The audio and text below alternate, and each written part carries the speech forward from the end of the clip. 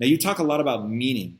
Walk me through like how we assign meaning, how we leverage the reward and punishment to really get us in a situation where we can push through something other people might not be able to push through. Yeah. So when you start thinking about things like growth mindset in terms of how they convert to neurochemical signatures, it leads us to this place of, okay, if it's all subjective, then, if I just say, look, I'm going to stand up out of my chair and that's going to feel amazing, is that going to work? Well, no, it depends on the meaning that I attach to something. And this subjective part can be a little tricky and a little bit hard for people. So I want to try and lay it out in a concrete way so that if they want to apply this, they can.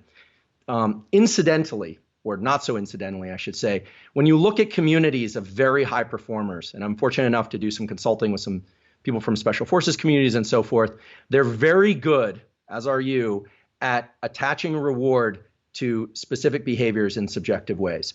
So growth mindset and these dopamine rewards that we subjectively apply are not about saying, oh, I had a terrible day, I performed poorly, but you know what, it's great, I just feel great anyway. It's not about that. It's not about attaching your sense of reward to the ultimate goal. It's about attaching your sense of reward to the fact that you're making action steps that are generally in the right direction. The more you can reward the effort process, the better off you are at building these kinds of neural circuits and these kind of tendencies to be able to lean into anything challenging over essentially any duration. So how does this work? Like, how would somebody do this, right?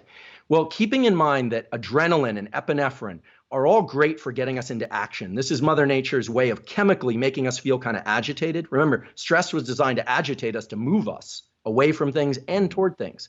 But realizing that that's a limited resource, that eventually that same chemical is what makes you have a negative mindset. It feels painful. It's the burn in your body. It's uncomfortable.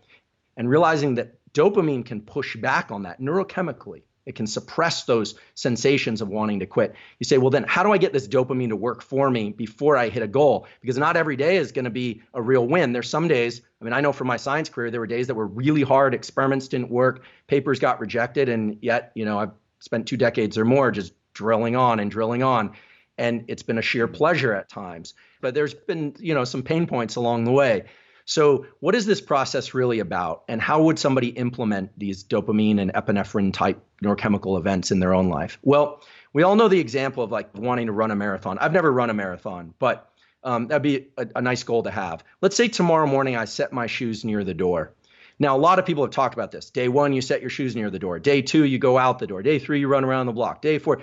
But the key thing is not just to go through the actions, but when you hit each one of those self-designated milestones, the milestones that you're setting out for yourself, you have to pause for a moment and tell yourself, I'm heading in the right direction. I haven't run the marathon yet, but this is the foundation upon which I'm going to lay another foundation, upon which I'm going to lay another foundation. And those little pulses of dopamine allow you to get that action step without the depletion that it would normally bring. Otherwise, it's like you're spending money. This is like replenishing this bank account that you have, and it's a neural bank account. And so dopamine is the thing that you can control the dosing of. And so if you say, today it's my shoes at the door, but tomorrow it's around the block, and that's it. But that's in the direction I want to go. What you do is you now get those 2 events, plus the next day, the mile-long runner, and so forth, without it depleting you. It actually builds this capacity to build more reward. And this is what you've done. This is what people from elite special forces can do. They know how to make small, simple, physical steps in the real world that allow them to build on these reward circuitries, but they don't get delusional about how they're doing. They know, they keep the end in mind, but they get very micro. They move the horizon in very close. And so if you can move the horizon to something you know you can complete and you reward that, you essentially are where you were before. You're just as strong, if not stronger, but you're heading in the direction you need to go. You're not depleting. You're not spending out anything. And it feels a little weird because none of us like to reward things that aren't external. But the ability to control these internal reward schedules is everything. One thing that you've talked about that I think is along these lines, be interesting to see if they feel as related to you when you know so much about it. But for me at a high level, these feel very related. You talked about somebody gets in a car accident, acetylcholine, if I'm not mistaken, is released. It says, fucking pay attention to this, pay attention right now. And it basically responds to peaks and valleys. So if something really bad happens or something really good happens, it's present. You begin to hardwire the association of whatever emotion is with that thing. And so if you have something, a traumatic event or whatever, and you now see something as very negative, you can actually flip that by getting in a state where you're secreting acetylcholine again, and now in a positive, right? So that you can feel good about that thing. So how do people take control of that process? So if you've been in a car accident and you now have this negative association with driving, how do you grab a hold of the production of acetylcholine? How do you reframe? Yeah, so it's great you're mentioning acetylcholine. So acetylcholine is the neurochemical that we want to think about anytime we're talking about neural plasticity, and in particular, attention, high attentional states. So everyone knows that the brain is very plastic early in life. So from birth until about age 25, you can learn so much, for better or for worse. I always say the downside is that early in life, you have less control over your life circumstances, but your brain is very plastic.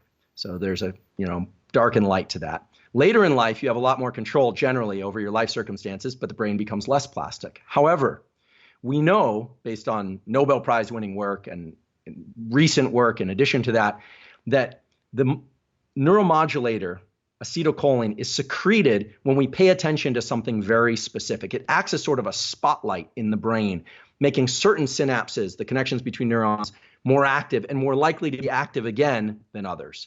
So when you hear that song that you love so much and it moves you and you feel dopamine being pulsed into your body, that's a real thing. You're actually getting dopamine secretion. You've formed that deep association with that.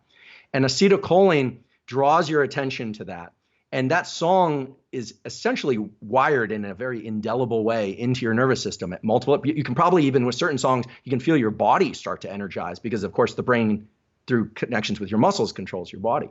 So for things that are traumatic or negative, what we're really talking about is neuroplasticity that's focused on unlearning. And most of the therapies for this, whether or not it's EMDR, eye movement desensitization reprocessing, or it's traditional psychoanalysis and psychotherapy, or it's somatic embodied release, big, Kundalini breathing type, almost all of those are designed to do something, which is to bring the person, or you bring yourself, into a state of heightened alertness. Right? You can't do this stuff when you're sort of half asleep. Heightened alertness, and then focusing your attention on the traumatic or negative event. This is the way that it works. And then pairing that with something new.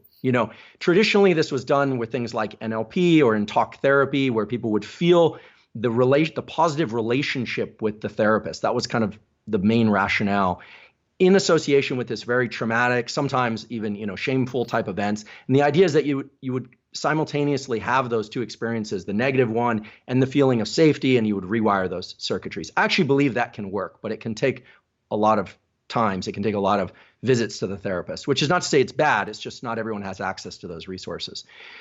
Things like eye movement desensitization reprocessing, simply moving the eyes laterally while recounting these negative events.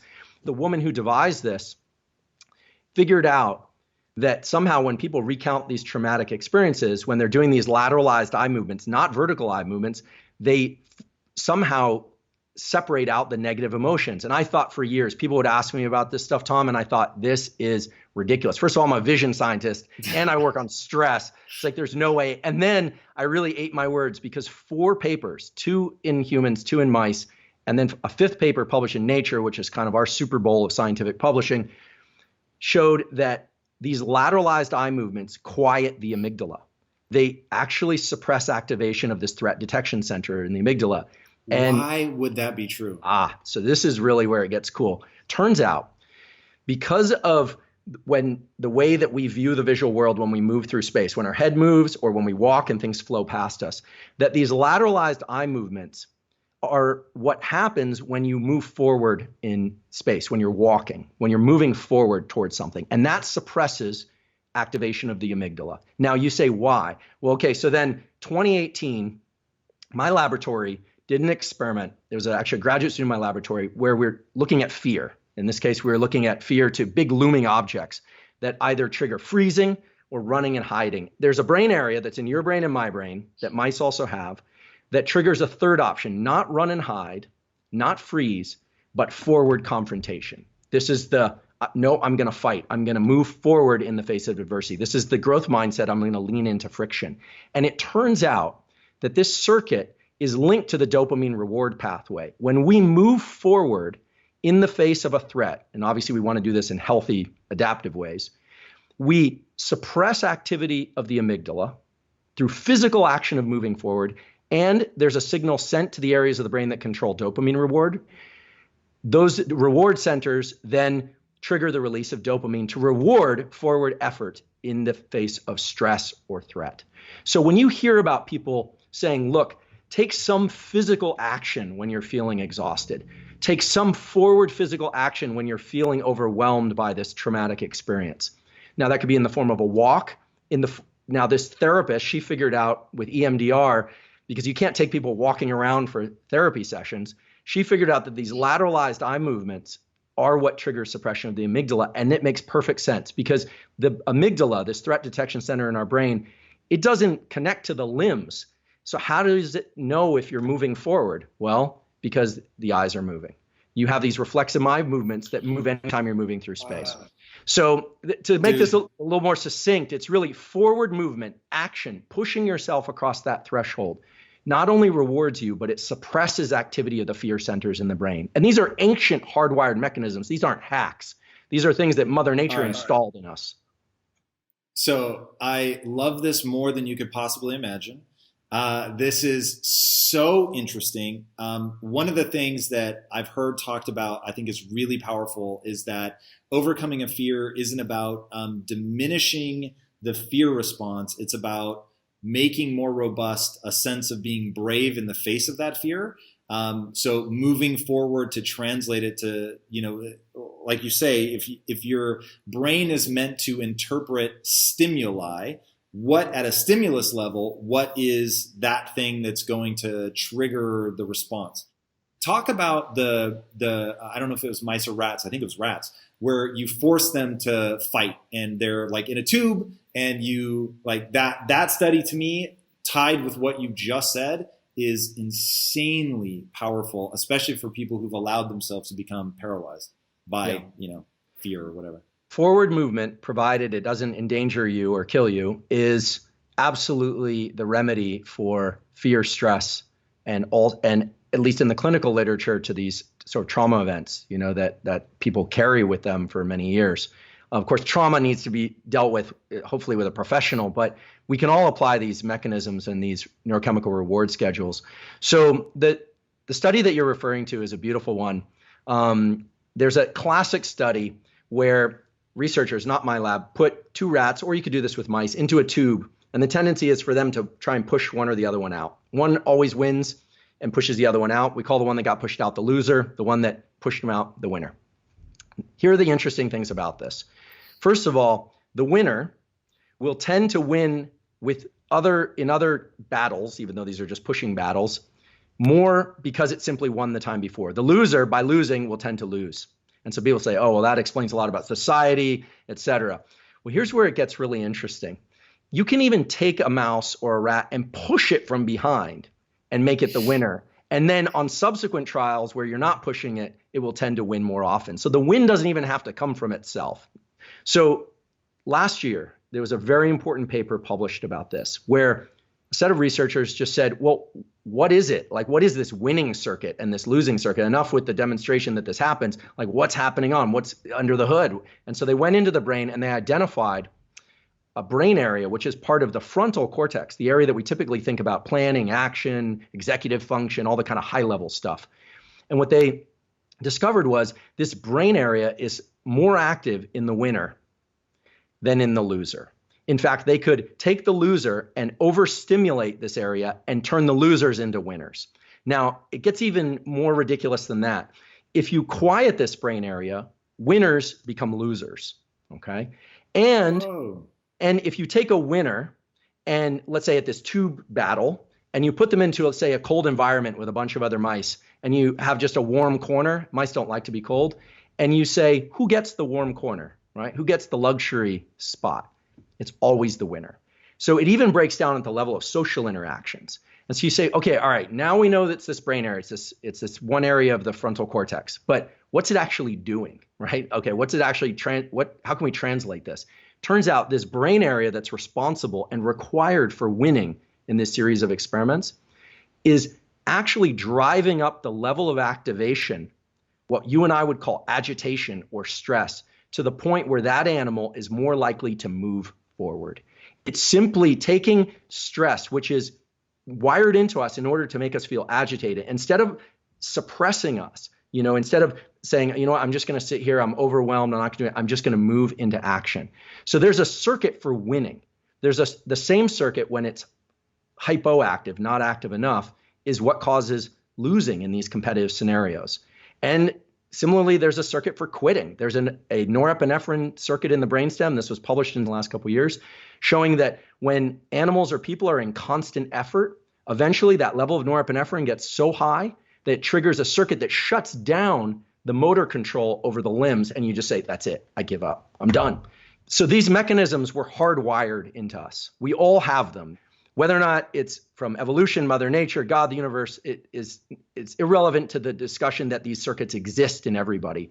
And I think it's a select few people who really understand that forward action is what drives these circuits. It's the ability to take that agitation, stress, agitation, increase our focus, and they bias us for movement. And nature wanted that. They want us to move forward in the face of challenge, not to be quiescent. We weren't sitting around battling tigers and saber-toothed tigers all the time. More likely, we were in caves and we were getting hungry and we had to go out and search for things. Agitation and stress were designed to get us up and move us. And when we try and fight that too much and we try and quiet that stress, that actually can be problematic. You have to decide, are you going to try and quiet stress, or are you going to actually lean into action? That's a critical choice point for everybody who's experienced anything negative or positive for that matter.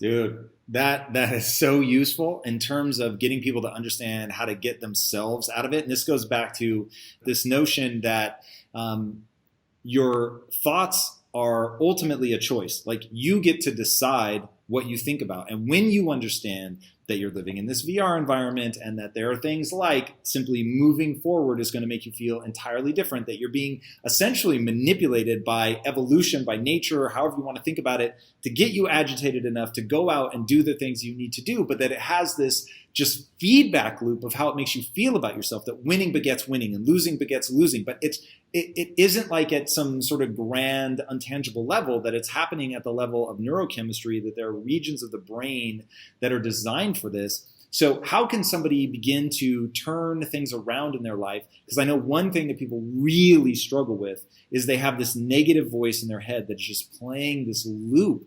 And so even if they understand the mechanisms, some part of them is going to discount it, right? Because it's like, well, you're just trying to say that because you think you can manipulate neurochemistry, but you're a loser. Like, you just fall in that. And that's what's playing in their head.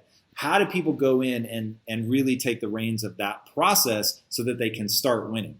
Yeah, great question. So, I'm never going to argue that we can subjectively control all of our experience, because there's some things that just genuinely suck, right? And it's important to register those not so great events or terrible events, because they can drive us also. We can be driven from a place of anger, frustration, and revenge, or we can be driven from a place of, love, gratitude, and et cetera. I'm not here to judge which one is better or worse, but the nervous system doesn't distinguish between them. So if you're the kind of person that needs to, kind of budge yourself into something, great. If you're the kind of person that wants to do things from more of a warm, fuzzy feeling, that's fine too. What I will say is this: the ability to tap into this dopamine reward system, which is activated anytime you're in pursuit of something that's outside the boundaries of your skin and literally the boundaries of your body, as well as the reward system, the serotonin oxytocin system, which is really about the things that are contained within your own body and immediate experience, things like gratitude and, touch and comfort and things like that with loved ones. The ability to tap into both is crucial. Now, you said something really important, which was, well, negative thoughts, what to do. I don't believe that it's very easy to suppress negative thoughts.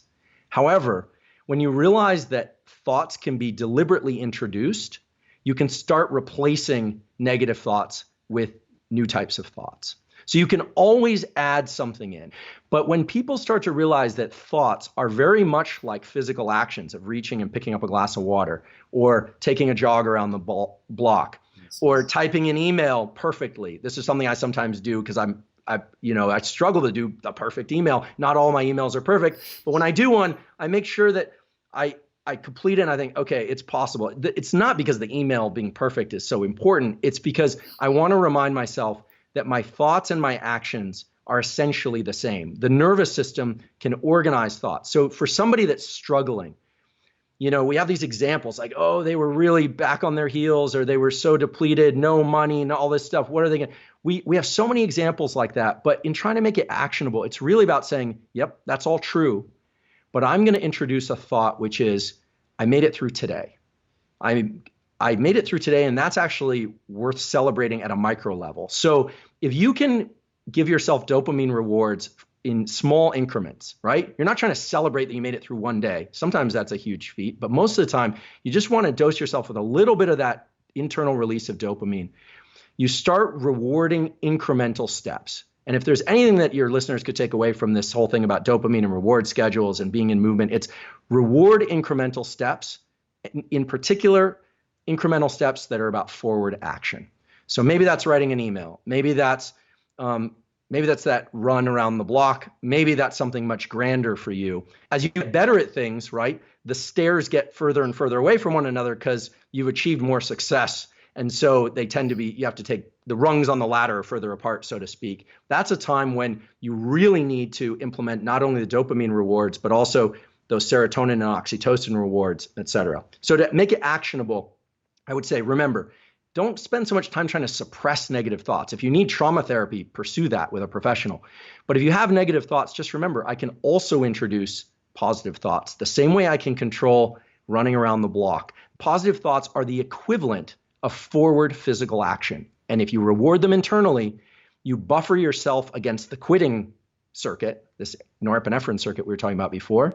You are building a stronger version of yourself completely between your own ears. And some people say, well, that's silly. It's like you're saying, oh, I'm going to jump up and down, reward myself for doing nothing. No, you're building the neural circuits that you can control self-reward. And in doing that, you can push through days and weeks of effort consistently. I don't mean necessarily all-nighters, but you can push and push and push. My career is one that was made over 2 decades. It wasn't, we had our big, peaks and we had a lot of valleys, but learning to control these rewards is absolutely key. And I know you've done this too, Tom. It's like, the huge wins are great, but it's really about rewarding these increments so you can keep going another 30, another 40 years, 50 years, 100 years, if that's how long, if David Sinclair has his way, we'll live 100 more years, all of us. So. Yeah, if people learn to tie things to the process, then they've got a real shot. The success is not guaranteed, but the struggle is, right? So if you are able to get to the point where you get excited about the learning process, you get excited about trying something even if you fail, that if you can associate in your own mind that I feel better about who I am because I tried this thing, then it begins to stack, because even the failures become something that you learn. And so you actually have made some progress because you took action, because you tried something. And now understanding, some of the brain mechanisms around it, it really gets super powerful. Now, for people to make use of every tool that they have at their disposal, something that you've talked about that I've always been really interested in at the periphery but never have dove into it enough is hypnosis. Mm-hmm. When people think of hypnosis, I think they think of stage hypnosis. What's the real deal? Why is it useful? And how do people actually use it? The truth is, hitting your career goals is not easy. You have to be willing to go the extra mile to stand out and do hard things better than anybody else. But there are 10 steps I want to take you through that will 100x your efficiency so you can crush your goals and get back more time into your day. You'll not only get control of your time, you'll learn how to use that momentum to take on your next big goal. To help you do this, I've created a list of the 10 most impactful things that any high achiever needs to dominate. And you can download it for free by clicking the link in today's description. All right, my friend, back to today's episode. Yeah. So I'm really glad you asked about this. So I have a colleague, his name is David Spiegel in our Department of Psychiatry at Stanford, and he and I have a collaboration going now looking at how respiration or breathing can be used to shift the brain into different states. And I've talked to David about this, and so I'm sort of borrowing from his words here, so I want to be fair that these are from those conversations. So hypnosis inevitably involves relaxing the nervous system, taking the nervous system into states that are more like sleep. Now, what I mean by that is in high alert states, where you're talking and planning and in action and stress in particular, the brain is very linear. It's saying, okay, if this, then this, if then that. This is why we tend to be forward thinking when we're stressed. We tend to be not in our immediate experience, but really kind of forward thinking.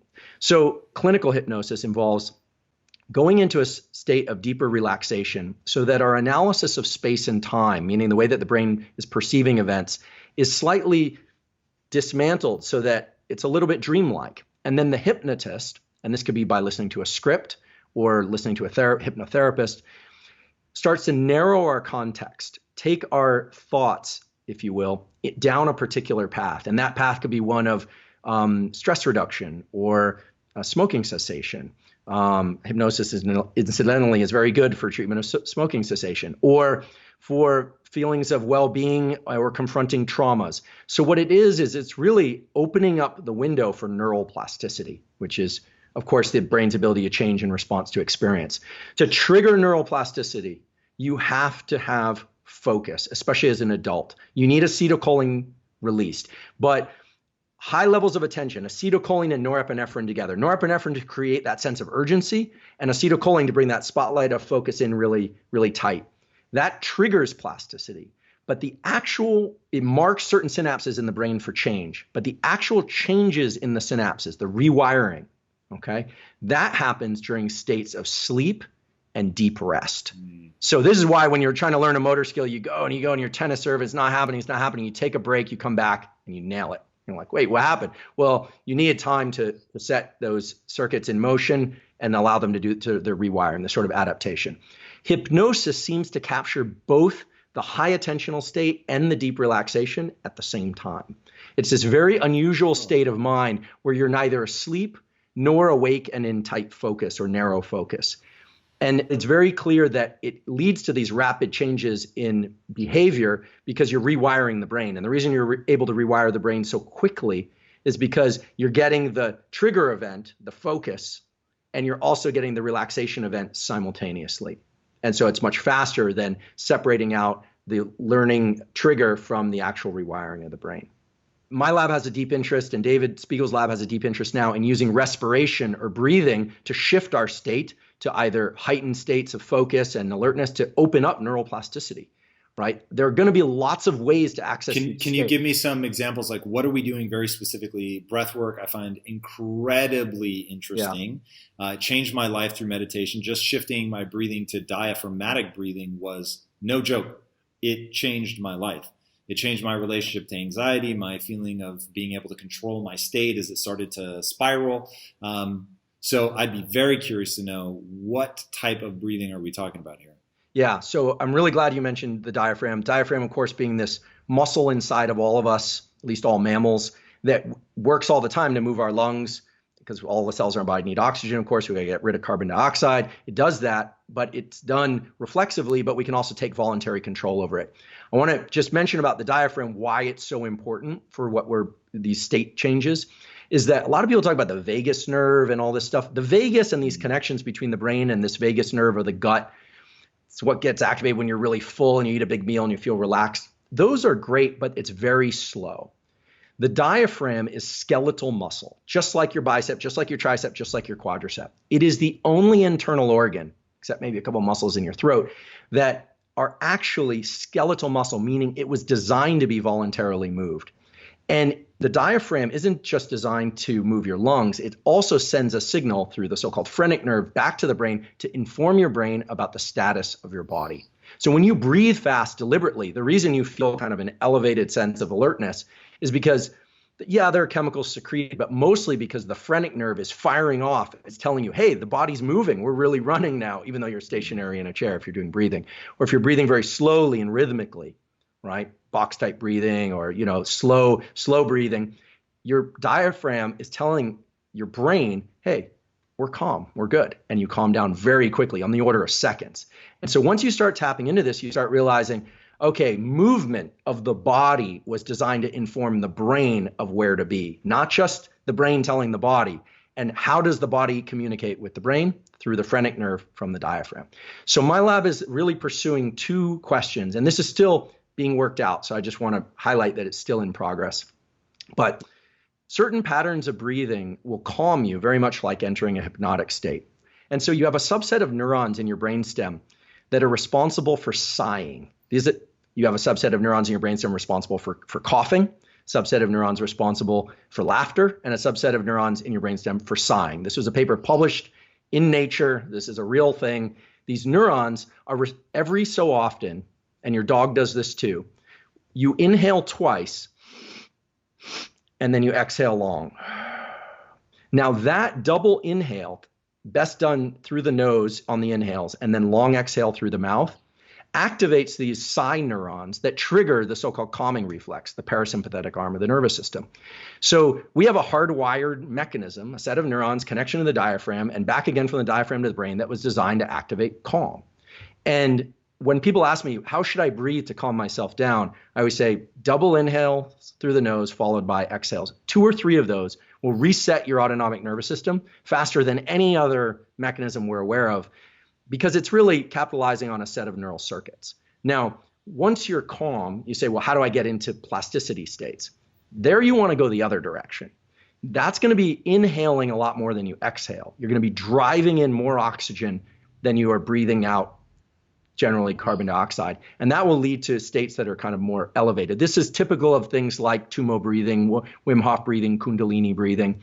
And when people enter those states, their whole world changes because it shuts off the frontal cortex. This is why sometimes people pass out or they feel like they want to get up and move. You get some odd behavior when you're doing this kind of thing.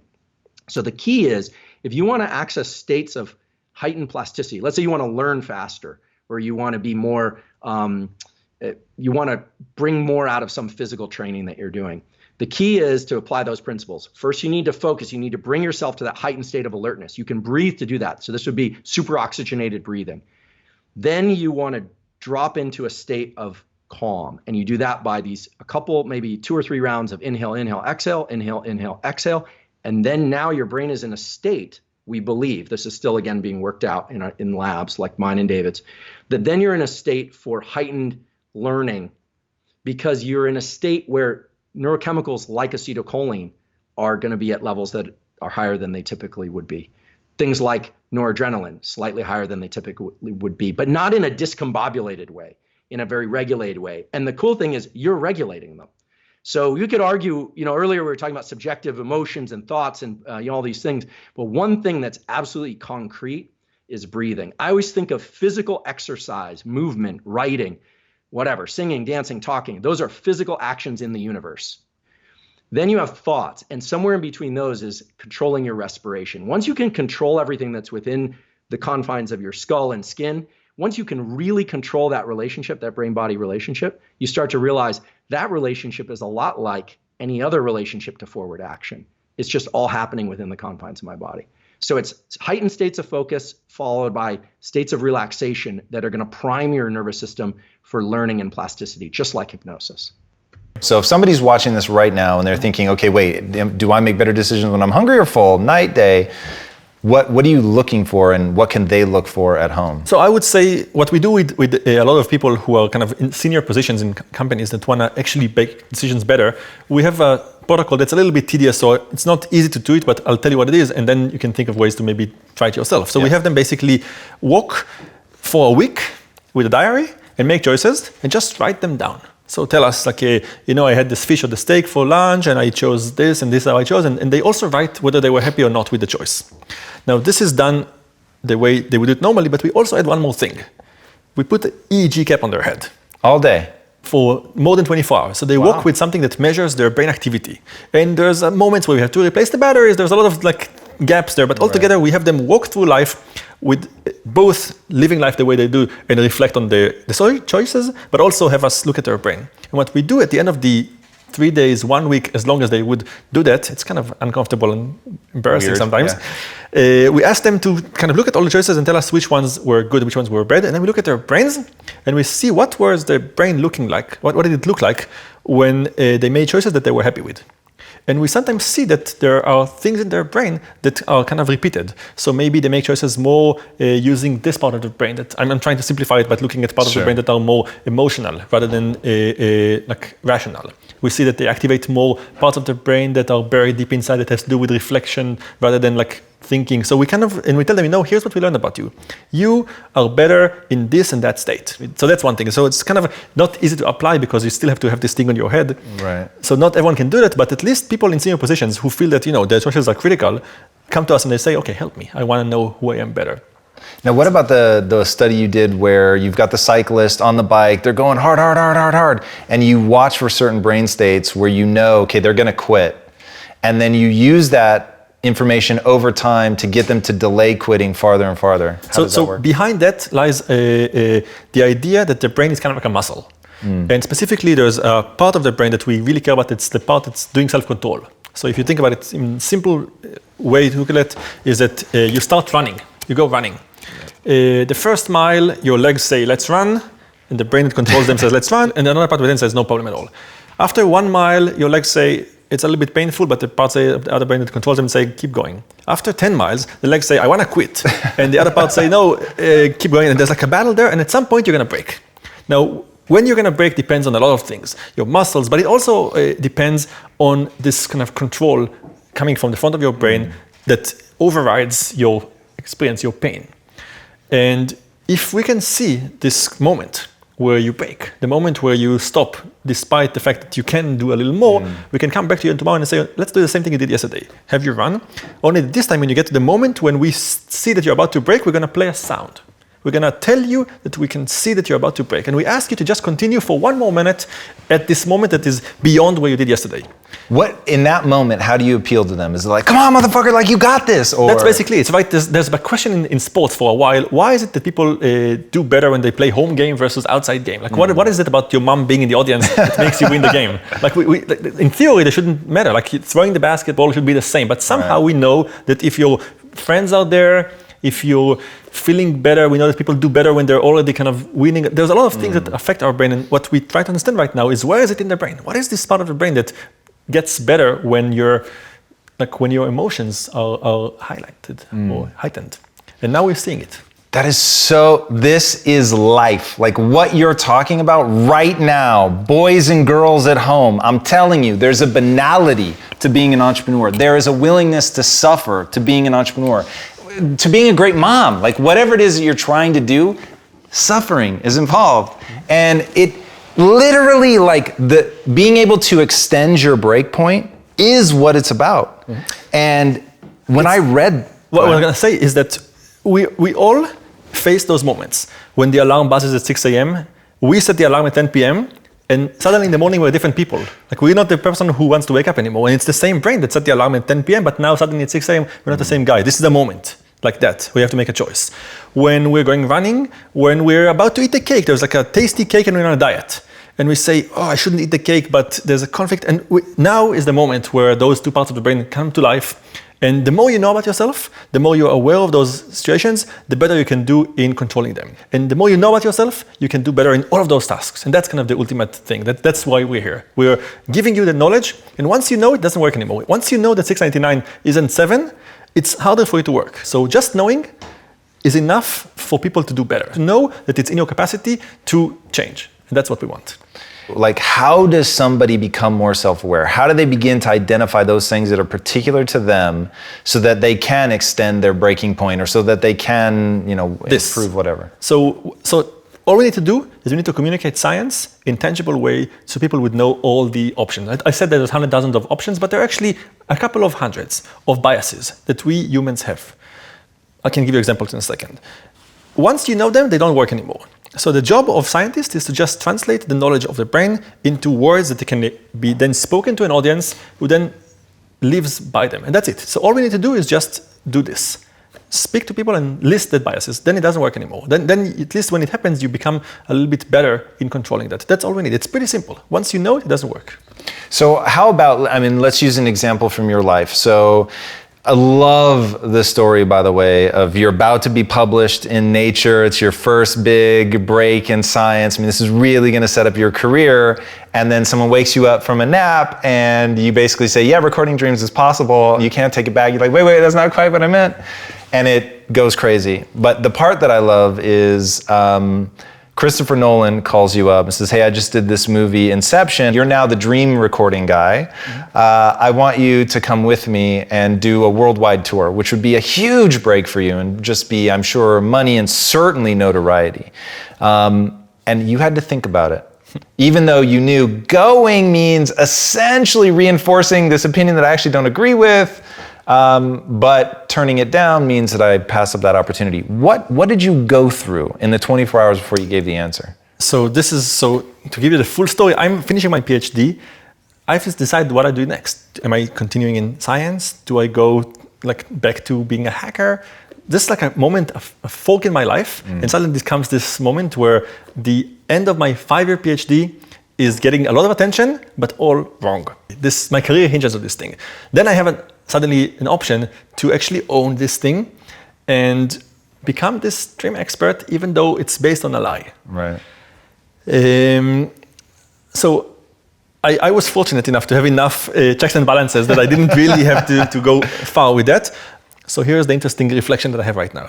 So I knew it's impossible to look at people's dreams, and I knew that I kind of set it in a sleepy state and created this amazing story for people that scientists are now recording dreams. And the mistake was to leave this, to say, it's not possible, I'm not going to own this thing, even though the world cares about it. So if anything can be learned from this thing is that the world really wanted to have people record dreams, because that's why it's such a big thing, because people cared about it. Dreams are interesting. And I went and I said, it's impossible and I want to kill this story. This was the mistake. Interesting. 3 years later, I'm sitting at home, now 2013, and I get a call from BBC again. BBC were the first ones to kind of, let the story go away. And they call me again and they say, Professor Cerf, we want you to comment on dream recording and the possibility of doing that. And I say, guys, are you kidding me? We're done with that. This is not true. Let's not even begin going there. I said, no. We know that you cannot do that. But we want you to comment on the work of Professor Kamitani from Japan, who's doing it right now. So someone in Japan didn't know that it was impossible. He just didn't hear me going anywhere public and saying it's impossible, so he just did it. So 3 years after I said it was impossible, someone did it. And 2 years after that, I joined. So now half the thing we do in my lab is actually looking at people's dreams. Wow. So the mistake I made wasn't to say that something is possible when it was not. It was to say that something was impossible before I knew that. Because I think that science is all about going to those dark places and trying to find what's impossible. My mistake was to say it was impossible before I was sure about that. So I should have said, we don't know yet, we didn't do it yet, but we should investigate. I was quick to say, I didn't do it, it's impossible. So I delayed things by 3 years. 5 years after, I'm doing it right now. Oh, dude, can I just shake your hand? I fucking love that so much. Most people cannot look at something like that and say, the mistake that I made was actually in the opposite direction and I should have been bolder. I should have made a wiser proclamation. And then to actually join the team, that's so cool. Dreams is something that I was told not to study. Now that's what I do in my lab every day. Now I'm never saying something is impossible before I'm certain that it's impossible.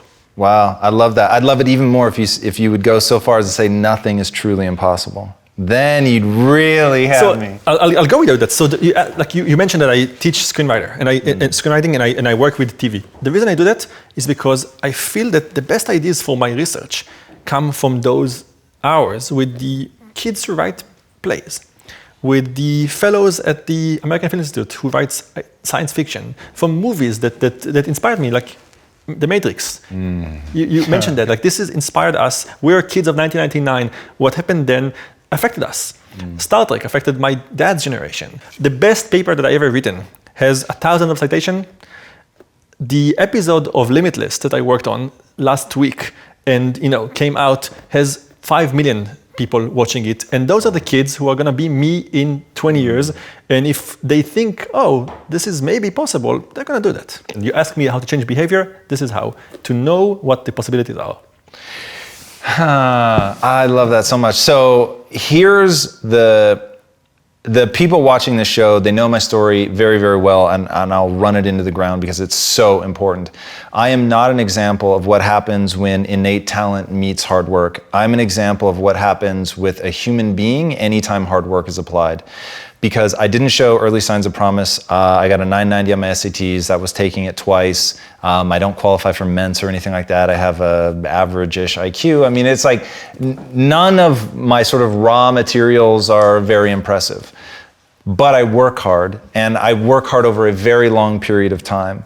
And in doing so, I've completely transformed my life, and I've transformed my mind to the point where now people just assume I'm smart. The same people, right, that were looking at me 20 years ago did not assume I was smart, but they do now.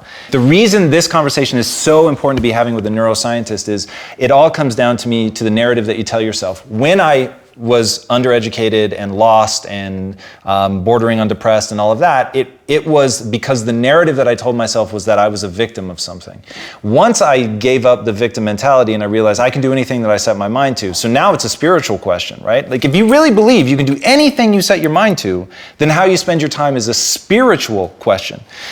And once I said, okay, what I'm going to spend my time on is self-improvement. I'm going to see how much can I manipulate my own brain. So I began researching the brain to understand what's malleable, what's not, learning about myelin. If you don't even know what myelin is, to like think that you've already sort of maxed yourself out is fucking crazy.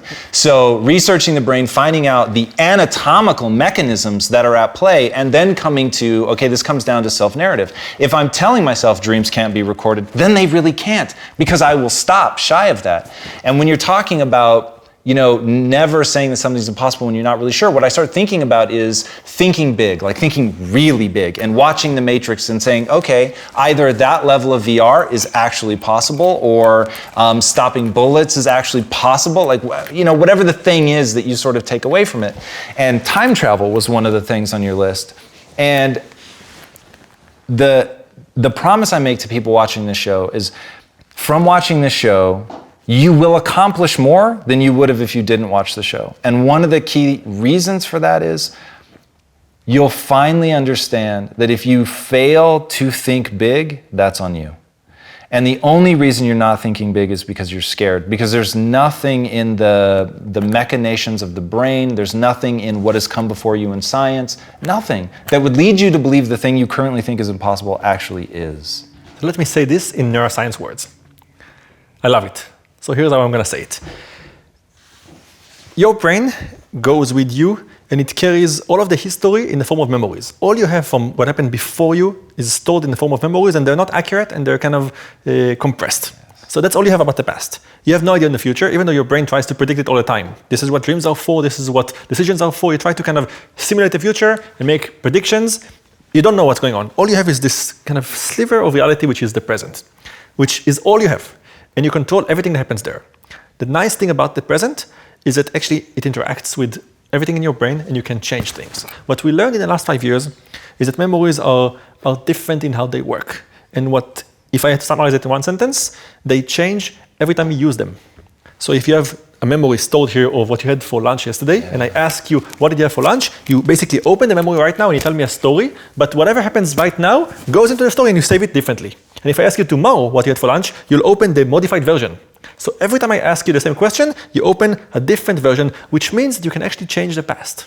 You can actually change your experience of things. This is why therapy works, right? You go, your girlfriend breaks up with you, you go to the therapist, she asks you what happened, you tell the story, she intervenes, you save it differently. They ask you a week after, what happened, you tell a different story. After 5 meetings, you have a different version of the reality. And that is powerful, because it means that we control the narrative that we have. We don't really have to be kind of confounded to the story that we experience. We can actually change it. This is what the brain is for, to simulate and change and adjust and synthesize better version of life. We can make ourselves happy. We can make bad things look better. We can control things, and it's all by virtue of just telling a story, looking at it differently, and saving it again. It's as simple as that. We have the ability to actually change the story all the time. So learning is one way to do that. Thinking and reflecting about ourselves is another way to do that. Having more experiences allows us to do that. We know all of this now. So suddenly there's kind of essence to this self-help book that we read when we were kids, and we know how to implement that. I become preacher, but No, man, I love it. I love it. And I hope people are listening to your sermon, because this is like, that is the most important thing anybody struggling to have success should know, is the narrative that you tell yourself about yourself is the most important thing you have. And if you tell yourself a story of struggle, inadequacy, not being good enough, failure, like all of that, then that's going to reinforce, because that literally becomes your identity. And going back to what you're saying at the very beginning, you've got people and they're justifying why they made some choice, right? And when you said, do you want the fish or the steak? Dude, inside I was like, my narrative as a human being is I'm the guy who chooses the steak. Right? Like, so that wasn't even difficult. It would have been easier if you said steak or cake, because I'm really the guy that chooses steak over cake. But it's like, that's pure narrative, right? That's what I want to tell myself. And so when like the big breakthrough in my life, the big breakthrough on a map of my timeline, if you were going to put a demarcation point, it is the day I stopped thinking of myself as smart, because I wasn't, and I started thinking of myself as a learner. That changed everything. Because now the narrative that I was reinforcing, the memories I was pulling out, changing just a little bit and then putting back, all revolved around reimagining myself as somebody who learns faster than other people, is willing to learn, will put in the time and the effort to learn. And so it became this identity which was anti-fragile, right? Because now you could tell me that I was stupid and it didn't matter, it didn't hurt me, it just compelled me to learn more. The reason I shook your hand earlier is I really am moved when you say, I was wrong about that, I should have done this. Like, anytime people can say that, can just own a mistake and see a better solution, that's somebody who's polishing a self-image in a way that's anti-fragile. That the more they look at that failure, the harder they go in a new and better direction. It's really incredible. All right, I want to ask you all the questions that I get asked to which I have no answer. Let's do it. And I'm hoping, because I get asked these questions a lot. All right, number one, how can I get more motivation? And it's the one thing, because I've never lacked motivation, I don't know how to help people. Tough. So here's how I would think about that. So motivation is a word, right? It's a label that we put a set of events in our brain. What you actually want is the outcome of that. You want to do things that when it's hard. So I think that there are a few kind of things that we know work. One is evidence of past successes. If I sit with you and I go back to your memories and I reframe them as successes, suddenly the current event that's the same is a success. So I think that one thing is like having success stories and identification stories. As in, you find there's a lot of people out there. There was a person that is like you, that had similar experience and chose the thing that you want to choose. Find this person or these people and it's going to rub into you. So I get asked by my students often, how do I become funnier? How do I become smarter? And like my one tip that I give them all the time is surround yourself by people that you want to be like.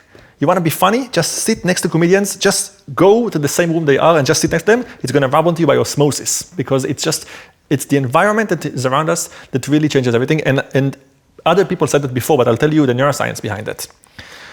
We know now that brains interact with each other through language in a way that synchronizes the brains.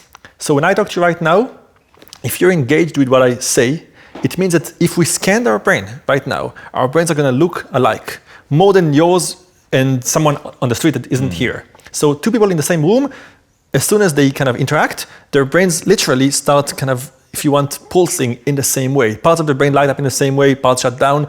So we actually are affected. This is how we affect each other. This is how communication made humans who they are. This is the one thing that makes us better than all the other animals, because we are able to communicate using language, affect each other's brain, and create narratives that don't exist together. We both believe in things that we've never seen before, like God, or ideas that like democracy or money. Like those things we invented, and we can communicate them and create this image in people's brains, and they all share this thing.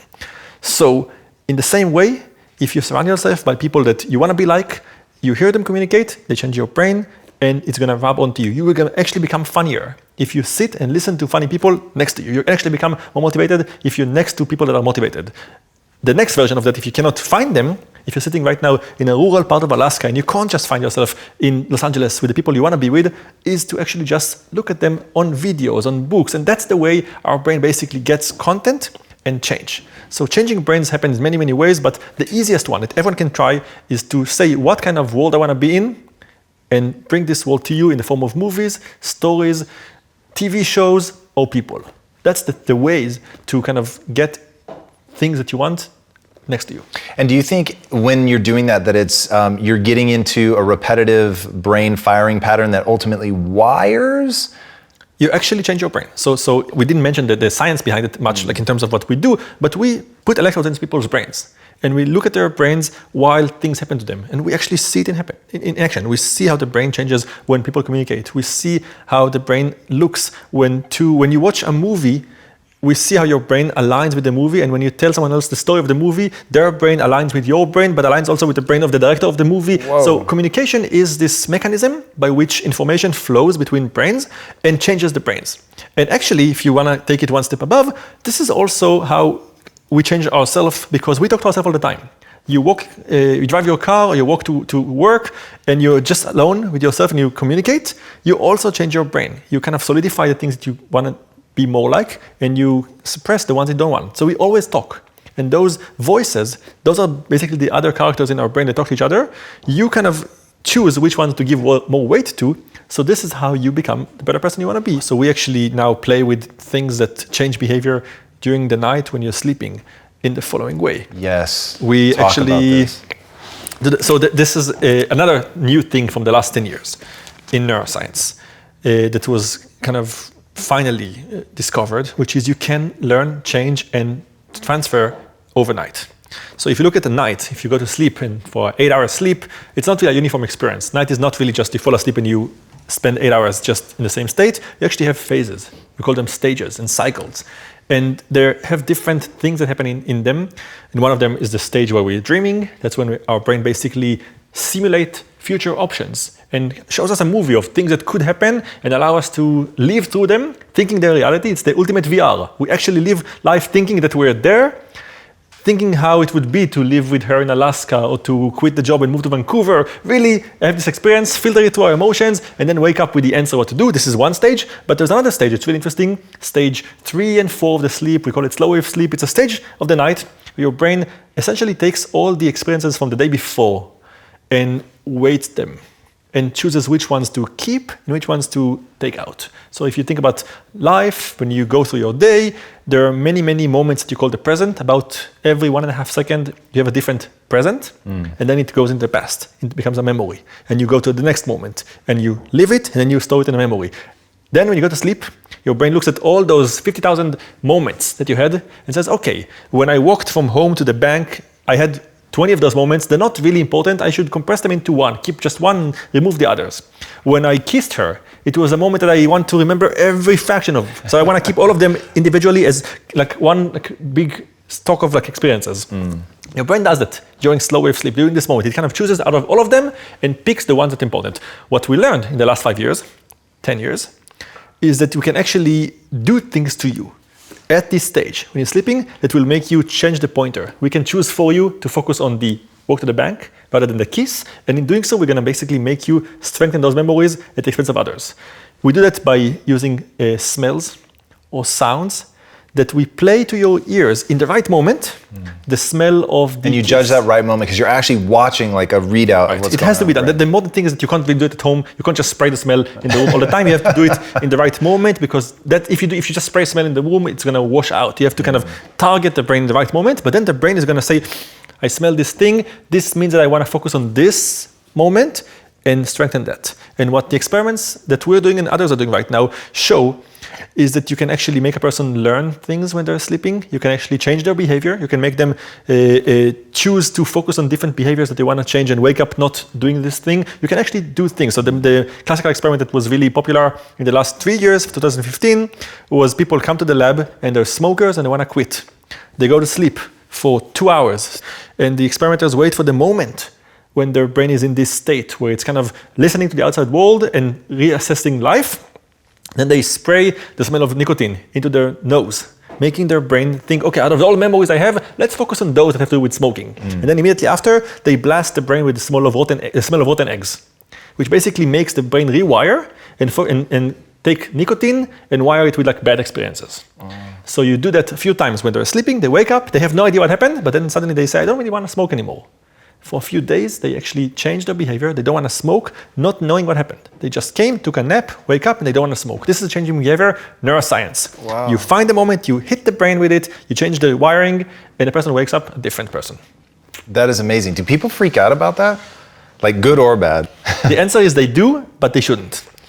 And I have an analogy that's going to be the kind of way I look at it. Go back 406 years ago, 1610. Galileo Galilei points his telescope to the moons of Jupiter, and he looks at their orbit, and he expects it to go in one way, but it doesn't. It goes in a different way. And he kind of tries to understand what's going on there, and the only way to solve the equation is to realign the planets of our Milky Way galaxy, and specifically the solar system, by putting the sun in the center and put Earth as the number 3 planet in the system, which to him is a dethronement of humankind. What does it mean that we're just one more planet out of many? We're not the center. It feels horrible to him. It changes everything, but the equations require that, so he does it.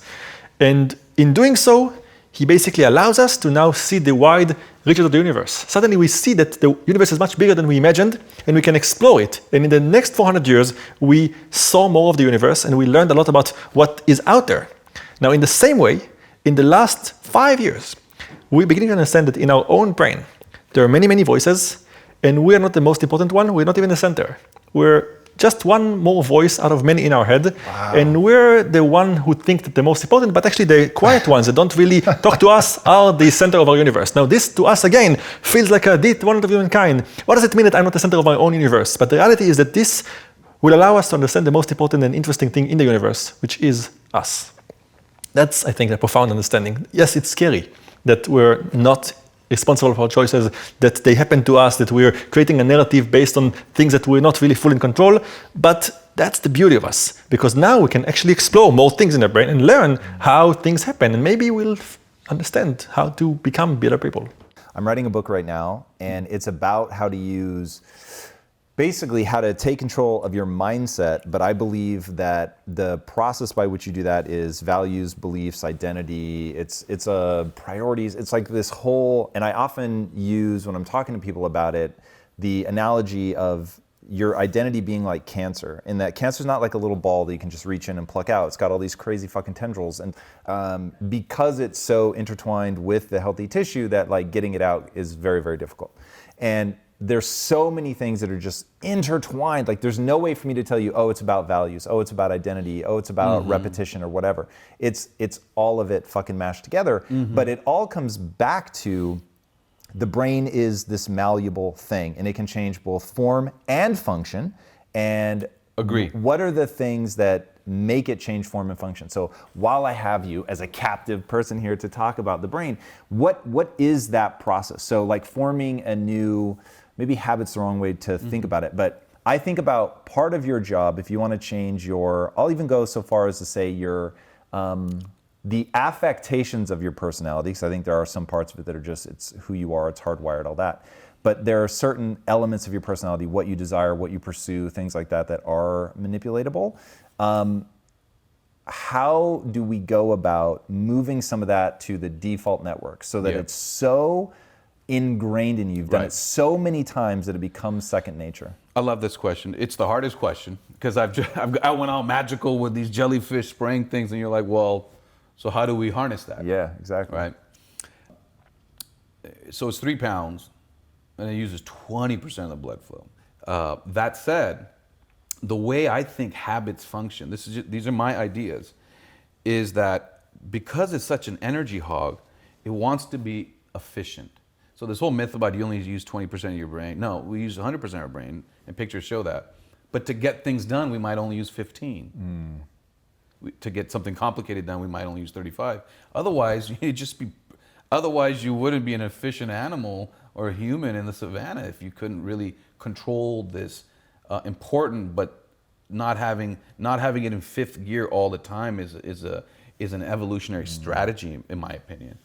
So I explained to my kids, okay, so then it falls into ruts, because efficiency is about ruts, like dominoes falling in a certain path. And the best way I can explain it is, as you grow, the brain, the way the electricity flows, the way the connections prioritize, is a bit like skiing down a mountain. It starts creating these electrical grooves of sort, where if you see something, you see a cliff, fear, it goes down a certain path. And every time you do that and you've reinforced it, it actually becomes less expensive energy-wise to follow and fall into that habit. So these pathways, these habits in our mind, these rituals, these things that are good for us, we want to hold on to those. But a lot of them have become deeply carved, routes down the mountain.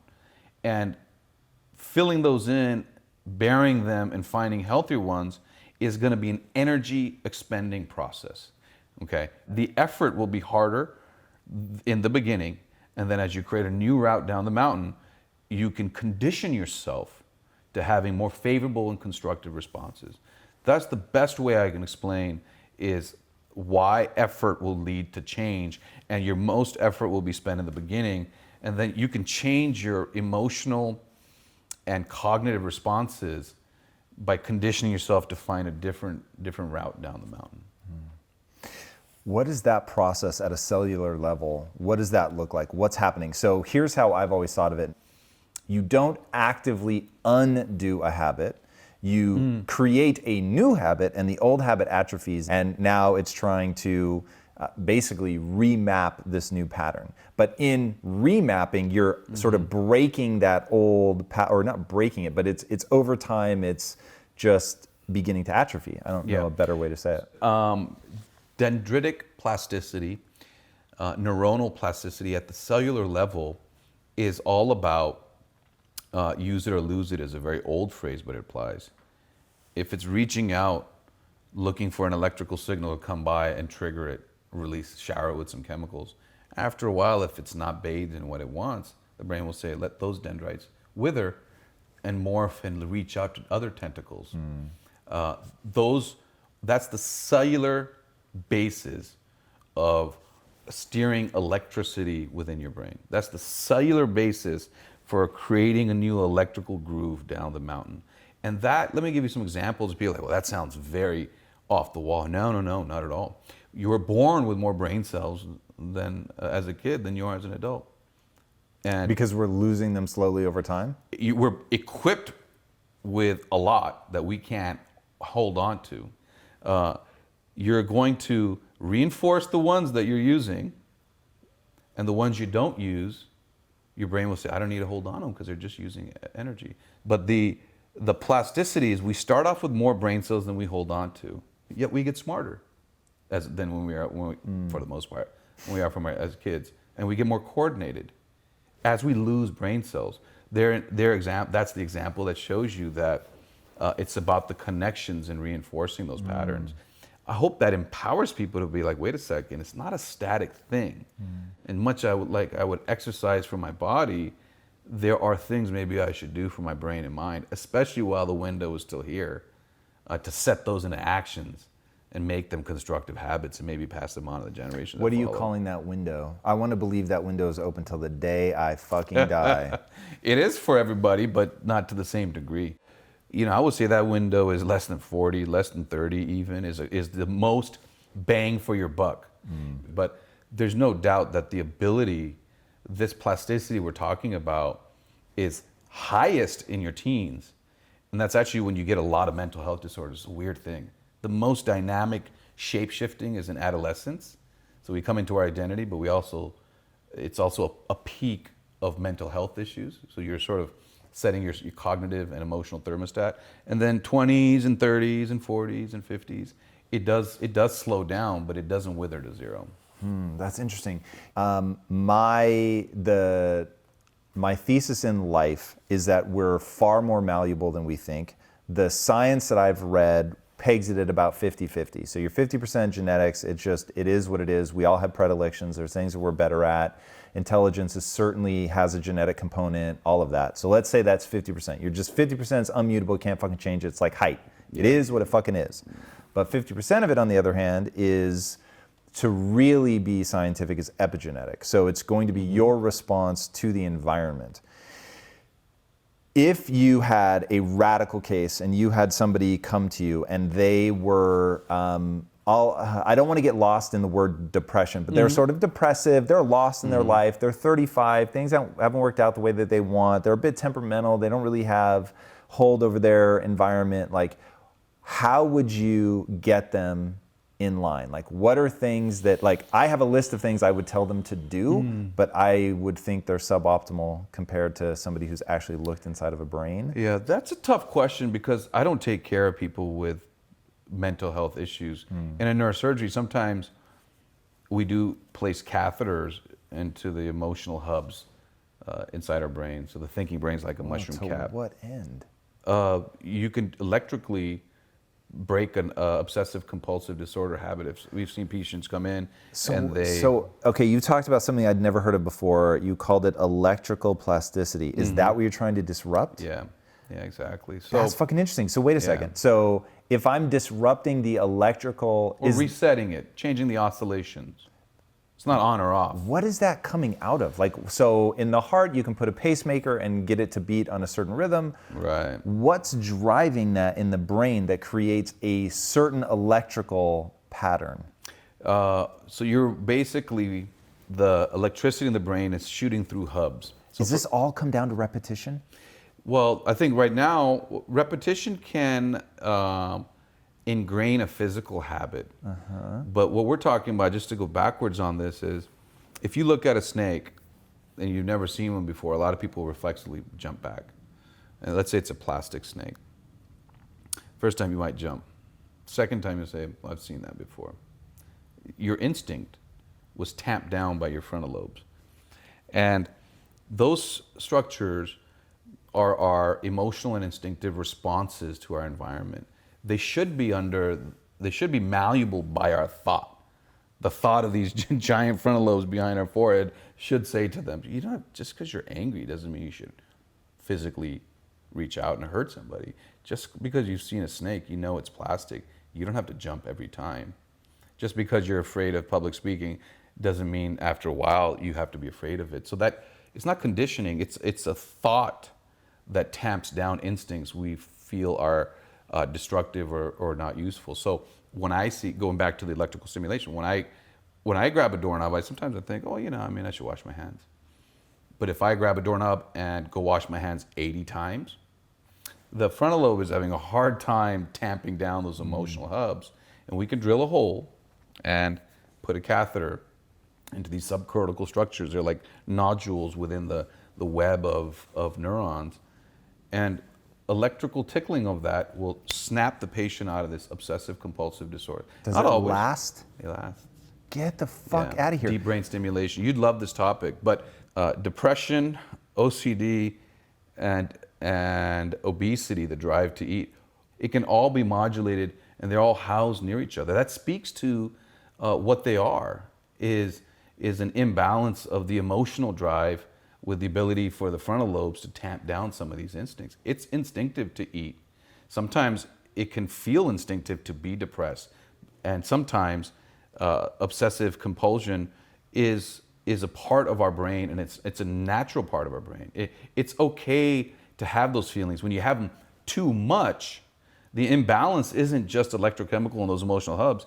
It's the frontal lobes not accessing their potential to tamp down some of the emotions. Do you think that is, I want to talk garden variety shit. I get there's always going to be outlier cases. But garden variety depression, let's start there. Or even the garden variety, like they can't get over the fear of the snake or public speaking, anxiety will round it too. Is it me not using my prefrontal lobe to tamp it down? Or is it that I either have a diminished prefrontal lobe from a physical, like there's a physical structural problem in my brain, or that the fear center, the amygdala, whatever is kicking off the anxiety is physically over robust? Or is it just that if you had them, could you train them to use thought alone to get a hold of it? That's a good question. I know where you're going with that because it would empower people to think down their anxieties. There's no other way, and I'm not copping out of a straight up answer on it, there's no other way to say it's all of the above. Some people actually have aberrant, robust, lighting up of some of these structures. Amygdala ones people usually think of, But in these subcortical structures, some people, it actually correlates that they light up more and they have greater addiction in that group. So there's a structural element, there's a life context element, and then there's also the frontal lobe element, and that thinking of creating new habits, creating new values, creating less triggers in your life. That's the opportunity that we all have, and I think that's the project you're working on. What's the stuff we can control without zapping ourselves and without putting pills in us? Those things set the boundaries, but the frontal lobe regulation of how we feel is in your own command. And you've seen it in Buddhist monks. You've seen the mind-body connection in deep divers. There's actually two nerves that come down and wrap around the heart. They can think down their pulse. They can think down how fast their heart beats. This is not like baloney. This is, you can put an ultrasound, you can look it up online, you see videos of it. That shows that thinking can change, thought can change how fast your heart beats. Why wouldn't we believe that thought can change those subcortical structures about anxiety and depression? If you get depressed, you're sort of, you can get stuck. But people who aren't having those mental health issues, but just want to be better and live a more rich life in the sense of personal experience, we can think about our lives and our habits and triggers and create effects inside us. The mind-body connection is mind down to body. And many people feel, body back up to mind, and that's where meditation and meditative breathing come in. But those connections are real. You see examples around you. If your frontal lobe can only help you 5% and somebody else is all dialed in and helps them 50%, it doesn't matter. That's your best. And that's an avenue available to you. But it's not a simple one. It's not a quick fix. It's not going to be a bullet. It actually takes work. And you mentioned repetition. It takes work. It takes effort. And there is no shortcut to it, but it's a glacial change that can happen over a few months to a few years. And I think once, like people go to the gym, they can't not go to the gym anymore. I think people who find these rituals and habits that make them feel better, they become addictive to that, and they're constructive and they're not pharmacologic. I want to hear what you think about this, because this is going to be a key thesis that I have that will play out in the book. It has certainly played out in my life. One of the things I think is most undervalued is repetition. Like if you left me alone with somebody that had whatever bad habit, I would have them do good things, whether it be thinking, prefrontal lobe, trying to lower the heart rate, whether it's diaphragmatic breathing, like whatever the case, whatever physiological hook that I'm trying to tap into, which is another part of the thesis. So there are physiological hooks into changing your brain states. And so I would have people, whether it's calming yourself down, taking you out of the sympathetic nervous system, just from breathing from the diaphragm to get into the parasympathetic nervous system. And I would have them do that over and over and over and over until that is so, using your double diamond skiing analogy, there's a new slope. They've got the groove, the rut is, I think you called it. They've got that fucking rut, and it's positive. And my understanding... A rut that they want to fall into. Exactly. And my understanding of what's happening is, what I would be helping them do is create the pathway that requires the least amount of energy, because the brain is hardwiring it. It's wrapping it in the myelin sheath so that the electrical signals are they're going more efficiently. And so the brain, from a caloric usage standpoint, is trying to do whatever is most efficient. And so simply through intelligent repetition, you're moving people into the default network of the brain so they can sort of fucking space out. And when they space out, they're becoming more calm. Their default reaction is the de-excitation of the nervous system. Yeah. No, I like what I'm hearing. So the question is repetition. And I agree, it's not thinking about the mountaintop. You can, by the way you breathe, you can change the electricity in your mind. We've seen that with people we put grids on. Like, we have actual measurements now. But that's what's the structure where you get the most out of repetition? What is the perfect spot where meditative breathing hits that sweet spot for people? And they'll increase it if it continues to benefit them. But the food, the breathing, sleep is a hard one, but to me, food, what we eat, and meditative breathing, I think, are the most graspable and measurable. The creativity stuff, the sleep stuff, the exercise stuff is harder for people. But the exercise stuff is, in its own way, the most important if we could get back to that. Ooh, why? Keeps your brain arteries open, releases all these neurotrophic factors inside your brain. So not just the plumbing that irrigates the flesh of the brain. Tell me about but BDNF. Yeah, they're nerve growth factors. They're all neurotrophic factors. And whatever in this case would be abbreviations, GDNF, BDNF, NGF, it doesn't matter. They end with GF. And growth factors. So it really is, I've heard your word miracle grow, but getting back to the garden analogy, to keep the flesh, we're going to get, electricity is one thing. To keep the flesh healthy, you have to irrigate it. And that has to do with your brain arteries. And since we already said it's not a ball, it's these jellyfish, and they're moving and they're throbbing and they're pulsating and their tentacles are reaching out. There's a lot of space in between. And that extracellular space outside of the actual cells, outside of the neurons, outside of the jellyfish, if you will, it's not just water. There's chemicals floating around in there. Now, dopamine might be just from tentacle to tentacle, serotonin might be this way. But what's in all the stuff around all those billions and billions of neurons? They're growth factors and minerals and chemicals that the brain naturally has. But there's also a soup that these billions and billions of neurons are floating in. BDNF is a key component of that soup that helps regulate the health of each of those jellyfish or neurons. And we can trigger more of that through exercise. Yeah, you exercise and it releases it showers itself. It's not like the thigh muscle sends it up to the brain. The brain says, hey, I'm feeling good. This is good. I like this. I'm going to create a new rut. I'm going to remind you feel good when you run. The brain will shower itself with growth factors. There are growth factors. The brain says, hey, the electrochemical balance is better with those. So I think that's where you get the runner's high. It's not just adrenaline. It's not dopamine's a happy chemical. I'm jacked up. I'm on adrenaline. It's just such a complex ecosystem. And rather than feeling intimidated by that, to me, I just see opportunities on how people can, improve their lives. Dude, I'm super stoked to have you back on. Anytime that I get to research you with like the specific purpose of you coming on, I'm a very happy man. Your new book, Live Wired, I think is really extraordinary. And so I'm haunted by a quote. And that quote is, "Genius is a young man's game." You never use that quote in the book, but you touch on the subject in terms of how much ability we have to change and learn as we get older. And I want to pinpoint, I really want to feel like I can get better and better as I age, and that I'm not going to suffer the slings and arrows of, sort of crystallizing into dogma or not being able to learn and push myself. How changeable is the brain?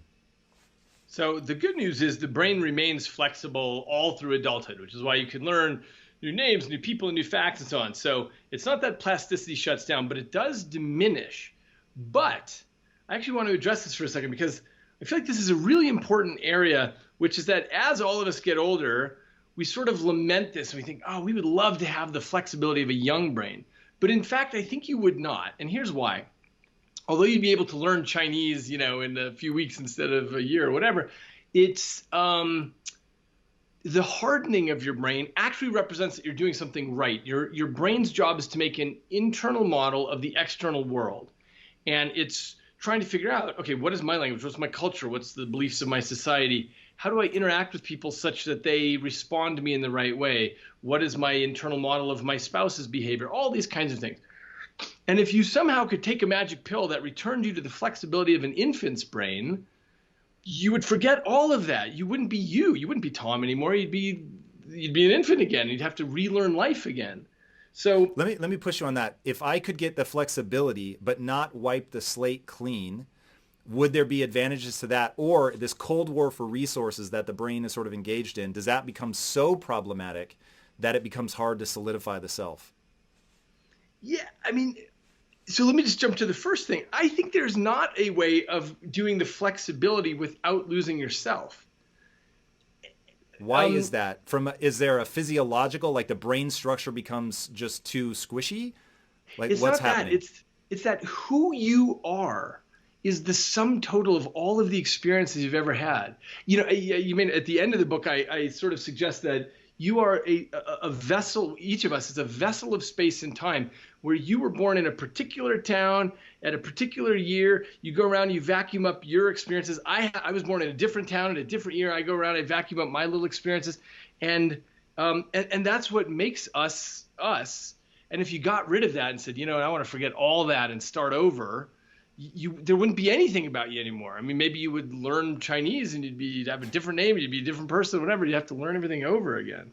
What is up, my friend? Tom Bilyeu here, and I have a big question to ask you. How would you rate your level of personal discipline on a scale of 1 to 10? If your answer is anything less than a 10, I've got something cool for you. And let me tell you right now, discipline, by its very nature, means compelling yourself to do difficult things that are stressful, boring, which is what kills most people, or possibly scary or even painful. Now, here is the thing. Achieving huge goals and stretching to reach your potential requires you to do those challenging, stressful things and to stick with them even when it gets boring, and it will get boring. Building your levels of personal discipline is not easy, but let me tell you, it pays off. In fact, I will tell you, you're never going to achieve anything meaningful unless you develop discipline. All right, I've just released a class from Impact Theory University called How to Build Ironclad Discipline that teaches you the process of building yourself up in this area so that you can push yourself to do the hard things that greatness is going to require of you. All right, click the link on the screen, register for this class right now, and let's get to work. I will see you inside this workshop from Impact Theory University. Until then, my friends, be legendary.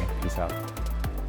It's interesting. So one of the things that, so I think a lot about death. You covered this in an interview that I was listening to about, I forget who you were quoting, but man lives two lives. One sort of when he has no sense of his mortality, and then the second one once he becomes aware of that. And I really think in the last 12 months, I've become aware of my mortality.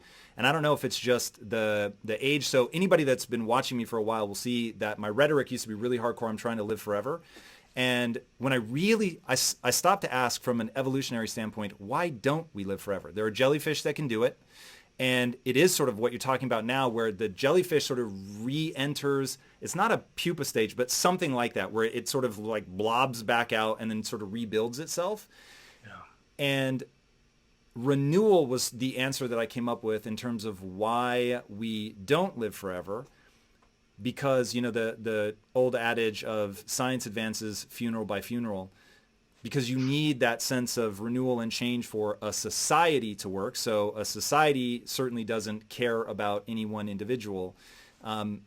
Is that part of when you think about neuroplasticity? Like every time I hear you say you don't want to get to that level of flexibility, you sound crazy to me. And I keep thinking it's because you understand something about the way neuroplasticity works that I don't. So walk us through like the fundamental reality of what neuroplasticity is. And I think one thing that is interesting is that notion that the regions of the brain are actually competing against one another, which I had never heard until reading Livewired. Yeah. Okay, great. Yeah, well, I mean, one of the things I've tried to do in Livewired is propose completely new frameworks about how to think about all this. So I'm glad, you wouldn't have heard this before Livewired, because I feel like, at least my hope with this is it's a completely new way of looking at the brain. Okay, so there's a lot to unpack in your question. I'll say a few things. Actually, let me just start with the quotation, just in case anyone wants it, it's from Confucius. And he said, yeah, man lives two lives. The second one begins when he realizes he has just one. And I agree with you about this whole immortality thing. It may be that there is a evolutionary basis to this, which is Mother Nature does a lot of work to figure out, okay, what do I need to do to make a species successful? And it may be that part of that is figuring out, okay, how long do I make them live in order for the species to be really successful? Obviously, it's not cast that way from Mother Nature's point of view. It's just an evolutionary issue, but some species do better than others if they have the right turnover rate in terms of death. Okay, so you asked can I just go back to say what neuroplasticity is? It's that your whole life, your brain is changing. You've got, most of your listeners probably know this, but you've got 86 billion neurons. You've got 0.2 quadrillion connections between these neurons. And your whole life, every moment, these things are changing their strength. They're unplugging, they're replugging. The neurons, the cells in your brain are seeking. They're actually moving around and trying different things out. Each one has about 10,000 connections with its neighbors. The interesting part is your whole life, this is what's happening, which means you are a slightly different person than who you were when you started this podcast 5 minutes ago. And I am too. And so this is what I mean when I'm talking about the flexibility of the brain. Now, the argot of the field, we call this brain plasticity. But the fact is, I think we need a new term, because the reason it got that name a century ago is because plastic, you can mold into shape and it holds that shape. But what the brain's doing is so much more than simply holding onto a shape. It's constantly reconfiguring itself. And so that's why I introduced the term live wired, which I do to distinguish how we think about everything in Silicon Valley, which is hardware and software, where you make these trim and efficient two layers and they interact with each other. Liveware is constantly it's like a living electric fabric. It's, unplugging and replugging and changing itself and getting things down into the system. Now, back to your question about, as you get older, the thing is, you've been plugging things down into the system your whole life. And the longer it goes, the deeper that gets into the system. And that's why I'm skeptical about this idea of returning to the plasticity of a child, because the way learning works in the brain is everything builds on what you already know. So it's not like a computer where you give it some piece of information, it stores a little file. It's not like that. It's instead, everything you learn is in the context of what you have already known. So just as an example, if you and I were learning how to fly a B-212 helicopter, you might think about it in terms of like, oh, okay, I get it. This is sort of like a motorcycle. I lean this way. And I might think about it in terms of a horse. Like, okay, yeah, I grew up running horses, so here's how I do it, and here's how I think about it. But it's all predicated on what we've known before. Yeah, I heard you destroy my fantasy, which is one day we will be like the Matrix and we can download stuff, and you introduce that level of complexity where it's like learning doesn't actually work like that, and you have to think of these things as existing in these different layers in the brain, and that we're essentially synthesizing machines, which I've always said to myself in a derogatory way, because I look at somebody like Elon Musk and he seems to be truly thinking sort of in a unique way. Whereas I've always felt like I have to take in all this data and then it bounces around in my mind in a unique way, but it isn't sort of truly from the ground up a unique insight. And that may just be me looking at it incorrectly and everybody is a synthesizing machine. But that reality of the way that we take in data, and then I've always thought of it sort of as a pinball machine where it comes in and it hits something else, which then bumps into something else, and then it recongeals into this sort of new and unique idea. But that's interesting, and it becomes somewhat troubling. And you have a quote in the book, I forget the exact words, but basically everyone is born as many men but die as one. And that notion of you have all this infinite possibility. You could have been born anywhere at any time, encounter anything, but ultimately you become one very specific person. And because I'm in sort of the mindset space, I encounter people that have childhood trauma a lot. And the way that childhood trauma shapes them, I find really distressing. And this is my obsession around this notion of I don't want to be a slave to my past. So I acknowledge how important it is, but how much can we begin to push beyond that? Like if we're at, a 10 in terms of malleability when we're young, are we at like a 0.5 when we're 70, or like where are we at? Well, I'll tell you something in this context. This is something I've been thinking about a ton, which is, okay, let me explain why we don't change as much as we grow older. It's because you are getting a good model of the world with which you're successful, and so there's no particular motivation to change further. Now, I happen to know that you and I both love the idea of continuing to change and trying as hard as we can to do that all the time. But it's not the general story. Most people find, let's say, just a career, and they figure out how to do it, and they learn all the vocabulary of their career, and they figure out, great, this is what I'm doing. And unfortunately, with a lot of people, when they retire, their lives really shrink, and then they are not challenging their brain in any way.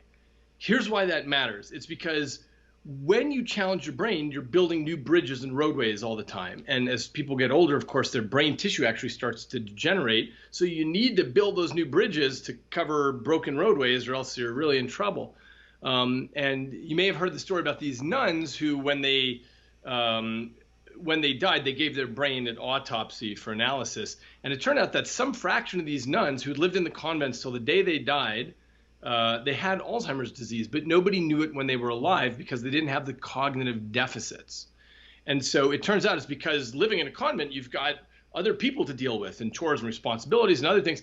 And so they were able to build new bridges all the time. So anyway, this is one of the most important things that we can do with our brains. Now, I'm trying to remember what was the connection to the thing we said before. This is about how far you can push yourself. So I'm gonna go now into a direction that means a lot to me. So when you think about your kids, so I know you have kids, are you like, fuck, I'm gonna introduce them to everything that might be meaningful. I'm gonna have them playing piano because the way that the brain will drink in music and reorganize itself is gonna matter. I'm gonna have them doing sports because obviously that's gonna lay certain foundations that they won't be able to lay later. Like, how critical is that developmental period? Like, if I'm going to be a good steward, I don't have kids, you don't have to worry about me, I'm not going to, fuck anybody up. But like, how I would really sweat that. Like, I would really worry that I either haven't done enough to sort of lay important foundations, or I've done too much. Like, how do you think about making the most of that plastic period? Yeah, I'll tell you. So my father was a psychiatrist, and he had actually prepped me for this a while ago. He said, look, the view of modern psychiatry is that the most important thing a parent can do is open doors for their children. That's it. Meaning, you give the kid piano lessons and soccer lessons and this and that and chess and blah, blah, blah. But you can't, kids already start having personalities very young, and they love this, but they hate that and so on. The best you can do is give the kids the opportunity. And the other thing that's so important is just teaching kids creativity. And by that, I simply mean teaching them how to consume lots of data and then remix and do their own versions of it. Because the way that schools often go wrong is by teaching lots of stuff, and then the semester ends and that's it. Like, okay, now you know all the different ways that these painters painted, or all the different ways of electrical engineering that you can do this and that. But the important part is you should add a week to the end of that where you say to the kids, okay, now I want you to bend, break, and blend all these painting styles and come up with your own. Now I want you to come up with an engineering project that you care about, that you've thought of, that incorporates everything we've learned in this semester. So that's, I would say, the main thing I'm trying to do as a parent is make sure that whatever my kids learn, I turn it into something where they're leveraging it, they're using it, so that knowledge becomes not just an endpoint, but a springboard. So do you think of it in terms of, because after reading the book, I walked away thinking this way. All of us are going to make, when we're young, accidentally or on purpose, we're going to make decisions about what infrastructure we build that's robust. And thinking of a musician is probably the easiest way to explain this. So if I understand it right, a kid that starts practicing music when they're really young, the density of the brain regions that deal with either how their fingers move or reading sheet music or whatever the different elements are, they are physically more robust in a way that they will not be with the same amount of hours if you pick it up at the age 40.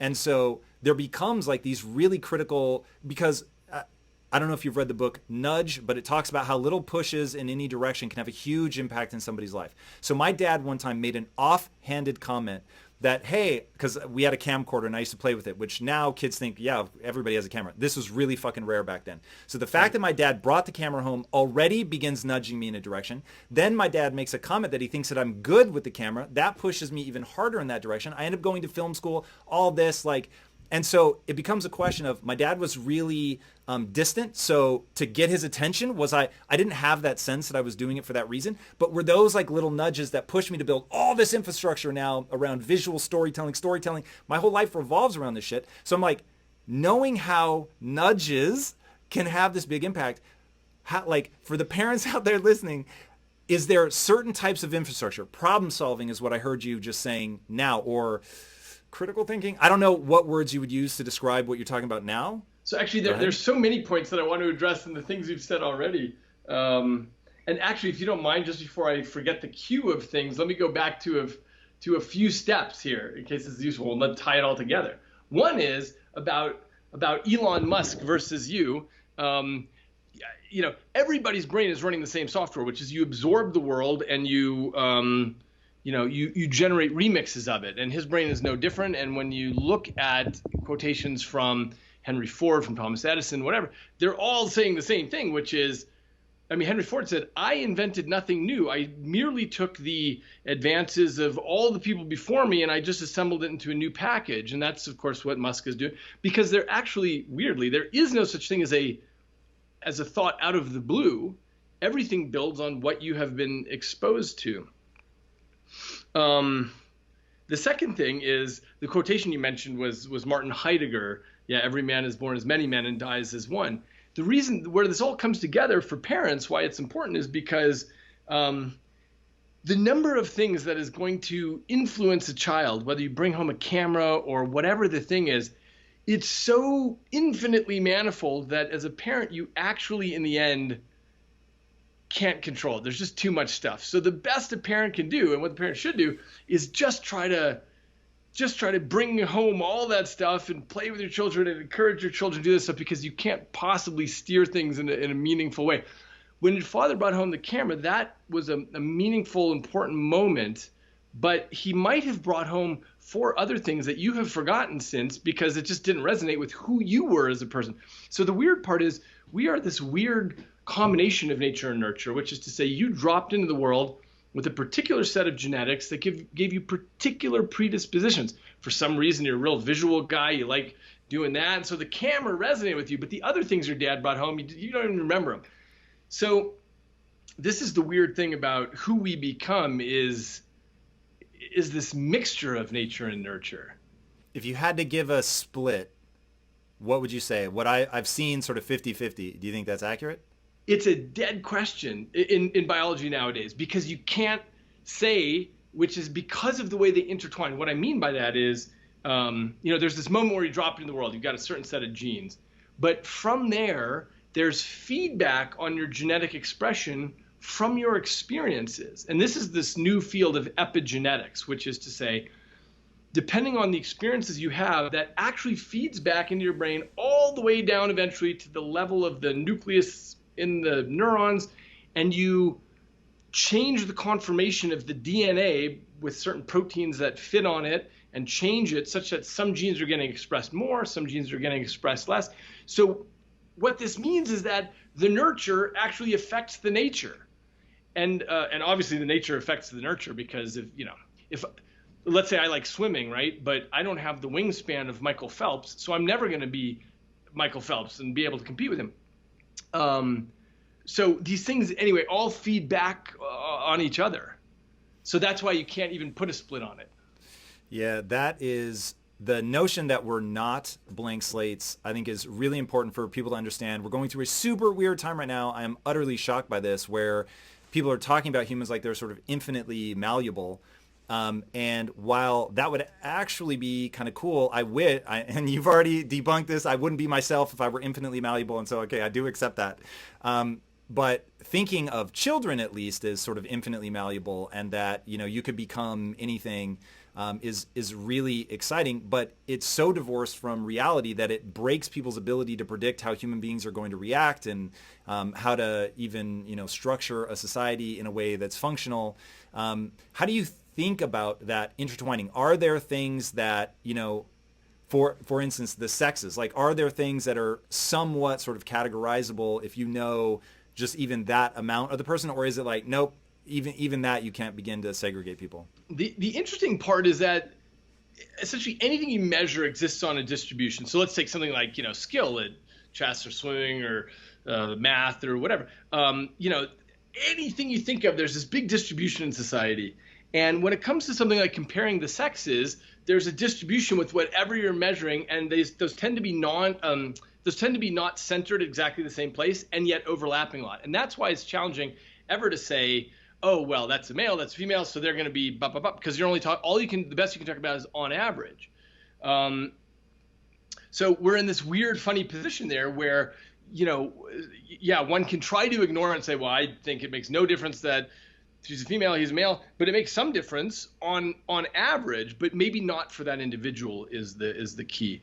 And as far as this thing, but what you just mentioned a moment ago is this thing I've been thinking about with all the where we are in 2020. I can just tell you personally, I give my charity money to organizations that deal with kids, babies, infants. That's where I put all my money on this bet, because just as one example, there's one charity that I donate to that deals with daycare centers, because in poor neighborhoods where both parents have to work, or maybe it's just a single mom, they need to put the kid in daycare. And most of the daycare centers in poor neighborhoods, just all the kids get gathered in front of a television and they watch television all day. Essentially, the whole goal is just to keep the kids alive for the day. But it's not interacting and teaching with the children the way a really rich neighborhood's daycare center would operate. And this stuff matters so much because a young child's brain is so thirsty for all the information of the world.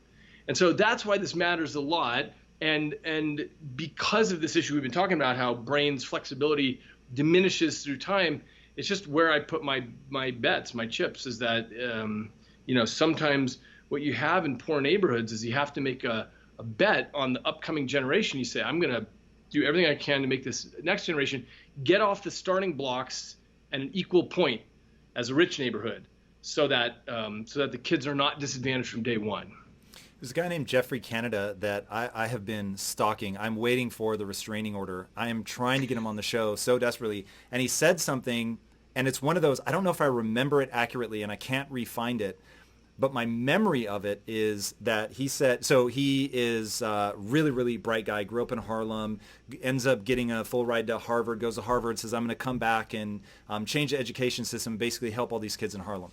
And goes, tries, realizes the education system is so problematic that he can't fix it from the inside, he has to fix it from the outside, starts looking at what the real problem is and what the real solution is, and realizes the big difference between kids that grow up in sort of normal suburban life and kids that grow up in poverty is the number of words they hear by the time they're 5 and the ratio that's positive to negative.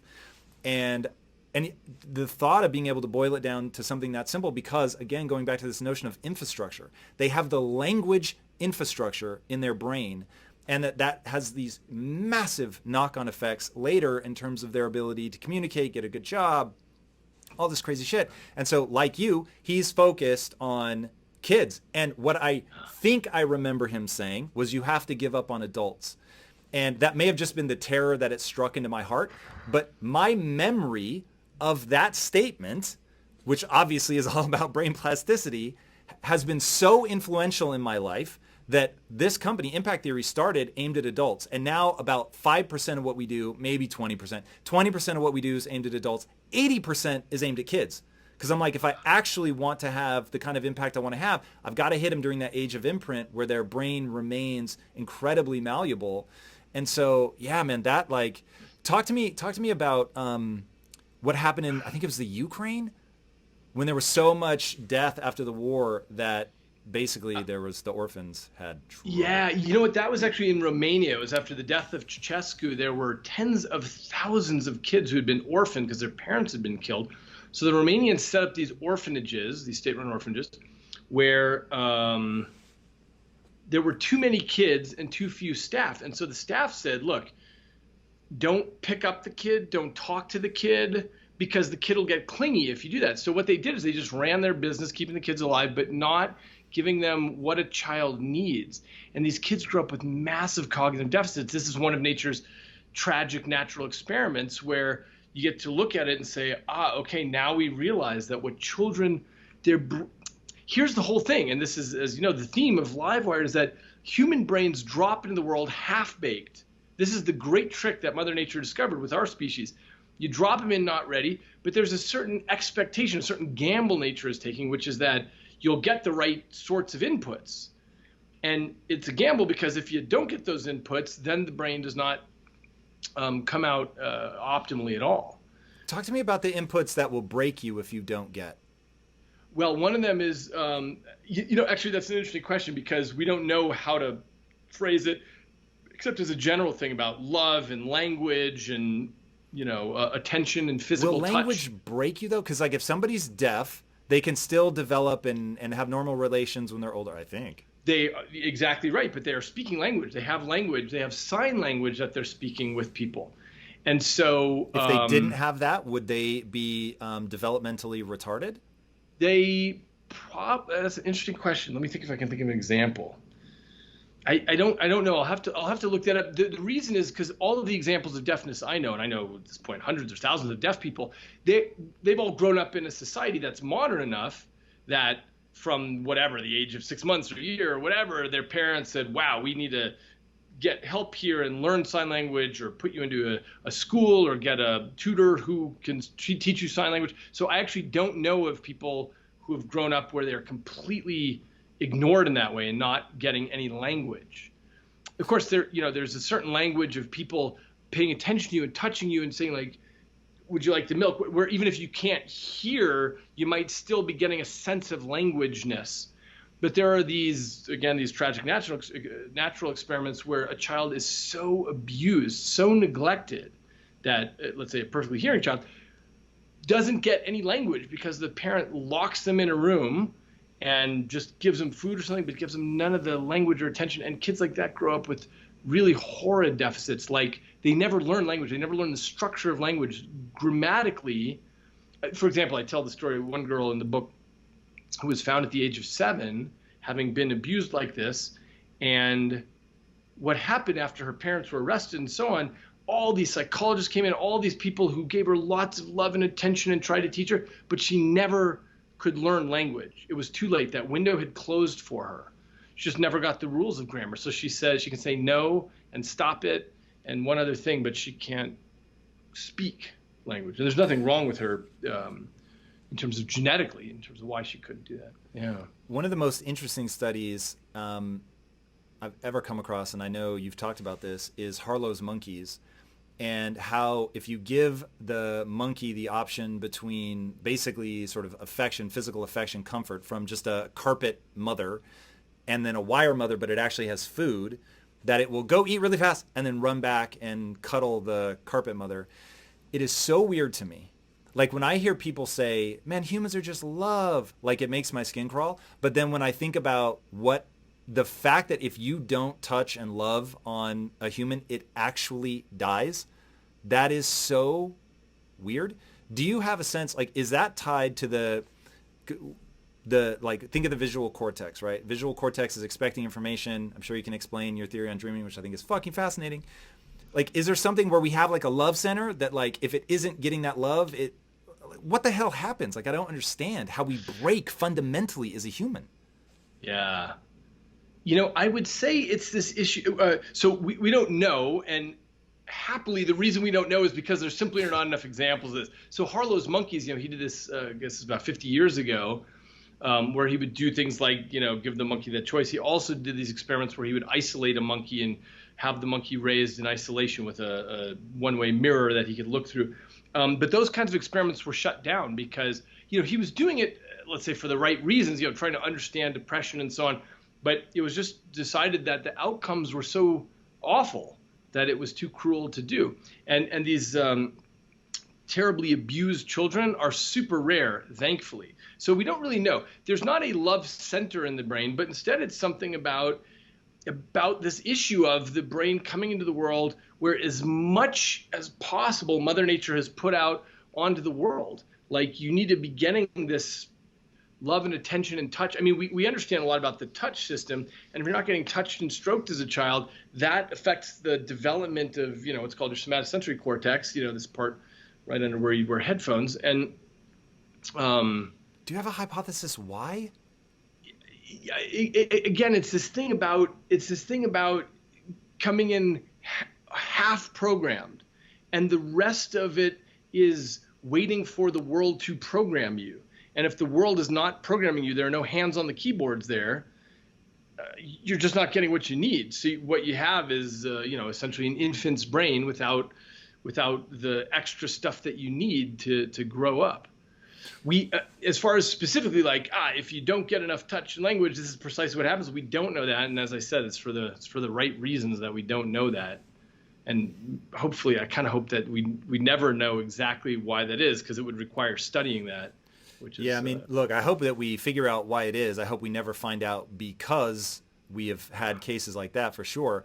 But one thing that is interesting and things begin to unlock. So one of the key things that I took away from Livewired is this notion that the brain is real estate. You use this great example of a map. And if you look at a map as a kid, you just assume, all the country lines are like, that's how it is. And of course, it couldn't be any other way. But as a historian, looking back on it, it could have been any manner of configurations. And the brain is the same, that you have competing resources, fighting for resources. Walk us through that, because to me, I want to push some more on this idea of how we break as a human if we don't get the right input. But I need to understand if it's tied to that sort of resource thirst or some other mechanism. Yeah. So the general framework I put forward is that it's actually a competitive system under the hood there. So you look at a picture in a neuroscience textbook and it says, okay, here's the brain. That's the visual parts, hearing, touch, and so on. And that's how every textbook is. You think, oh, okay, I got it. That's the brain. But in fact, it's this fluid dynamic system that's constantly changing. If you are born blind, this part isn't your visual cortex. That gets taken over by hearing and touch and so on. Even if you go blind later, that gets taken over.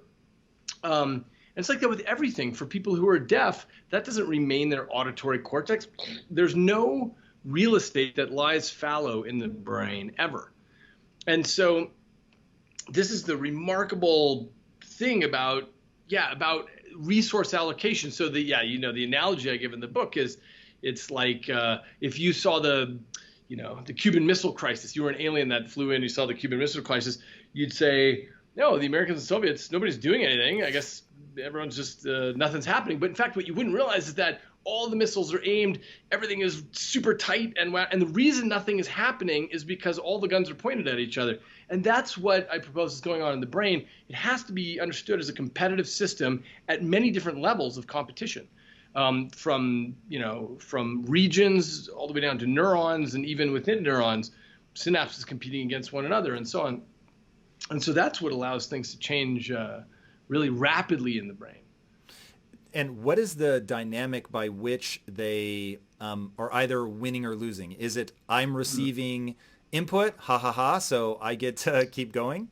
That's exactly it. It's I'm getting the input, and so the forgive me because you already read the book, but I give this analogy of colonization in the Americas. You had the French and the British and the Spanish were all colonizing North America, and what I did is I just went back and I looked at it to see if I could correlate how people's territory changed given the number of ships they were sending over from Europe. And what happened is the French started sending fewer ships than the British.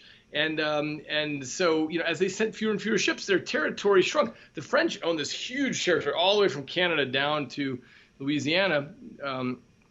And as they sent less and less stuff, eventually they lost all their territory, and eventually they sold the whole Louisiana territory.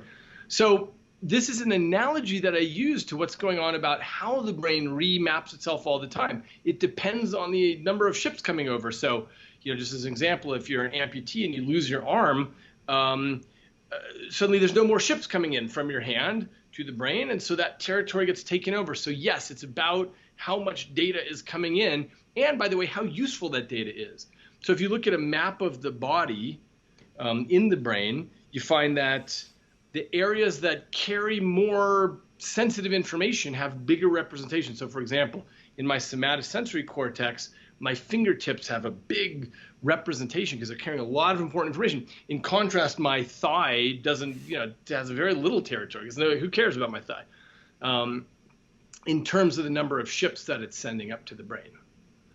So if they're locked in this battle for that, going back to the idea of if you're not touching an infant, loving an infant, stroking them, is it that regions that would otherwise go to that are being taken over by something, and that causes that sort of basically that there is it's probably more distributed than this, but the idea being there is a distribution of items in your brain that their allocation is for social interaction. So that I get social cues in, and I sort of play with them, as you talk about babbling. So I sort of babble, I give a response, and maybe I hit my parent. You see kids do that all the fucking time. I grab your hair and you tell me no. Oh shit, okay, I get a bit of input there. I smack your face and you tell me not to do that. Whoa. And so I begin to realize, okay, cool, like there's this give and take relationship that I have with this person. It's not carte blanche. I can't do whatever I want.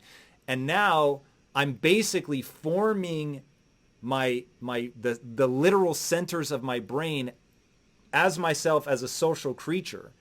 And when now we take that sort of feral child and put them now in a social context, they seem broken, but they might actually do just fine as a completely isolated creature.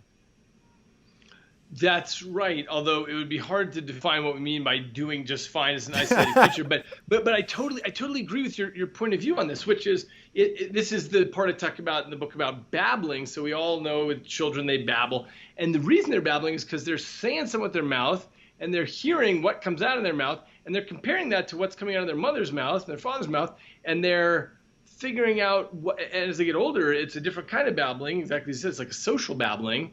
They're like, what if I say F you to this? Oh, whoa, that didn't work at all. And so this is how you try things out in the world. And this is how our brains learn how to drive our bodies, by the way, is by motor babbling. You know, we try things out. Oh, I turned the bike this way. Whoops, that didn't work. And so on. So, yeah, I think that's exactly right. They're not getting a chance to do motor babbling. And one of the things about plasticity that really matters is that you have these windows, and they're pretty short windows before those doors close. Different areas of the brain have different windows to them, but yeah, so if you don't have a chance to try language and figure out what's going on, whatever, at some point it becomes too late to do. What are some of the doors that close early? Yeah, well, so language is one of them. Even subtle things like accents. I mean, I've always thought this was a cool, interesting thing that, you know, I can tell usually when I'm talking to somebody if they were born in a foreign country when they moved to America. Because if you move here before the age of 13, you don't have any accent. But if you moved here after the age of 13, you always retain a bit of an accent. And the later you move, the more of an accent you retain. So I compare in the book, Mila Kunis to Arnold Schwarzenegger, both of whom were born outside of the United States, didn't speak any English. Mila Kunis moved here when she was 6, so most people don't know that she was born in the Ukraine and learned English later. But Schwarzenegger moved here when he was 19, and he can't shake that accent. It's a thick accent. And it's because they both learned the structure of language and grammar and how to get what they want, but even more subtle things change different times. So this is all to say that it's actually a whole suite of doors that close for different aspects at different times. Yeah, but, people look at things like, learning language in general, skill at piano or violin or something. I use the example of Vladimir Ashkenazy and Yitzhak Perlman as great pianists and violinists and so on. I made the assertion in the book that they would never be able to be what they are if they picked up their instruments as a teenager. And I just saw that someone made a comment online where they said, oh, Dr. Eagleman's wrong. What a jerk, because people can pick up musical instruments as teenagers and become just as good as them. But they can't. It's just not accurate. You cannot become a Perlman and Ashkenazy unless you start really, really young. And it's because you have to burn that stuff all the way down into the deep parts of your brain. So let's maybe say it a different way and see if I'm right. It is both that they need to burn it into a deeper part of the brain. It'll be interesting to hear you walk through sort of how things start in the hippocampus and then get pushed deeper and deeper.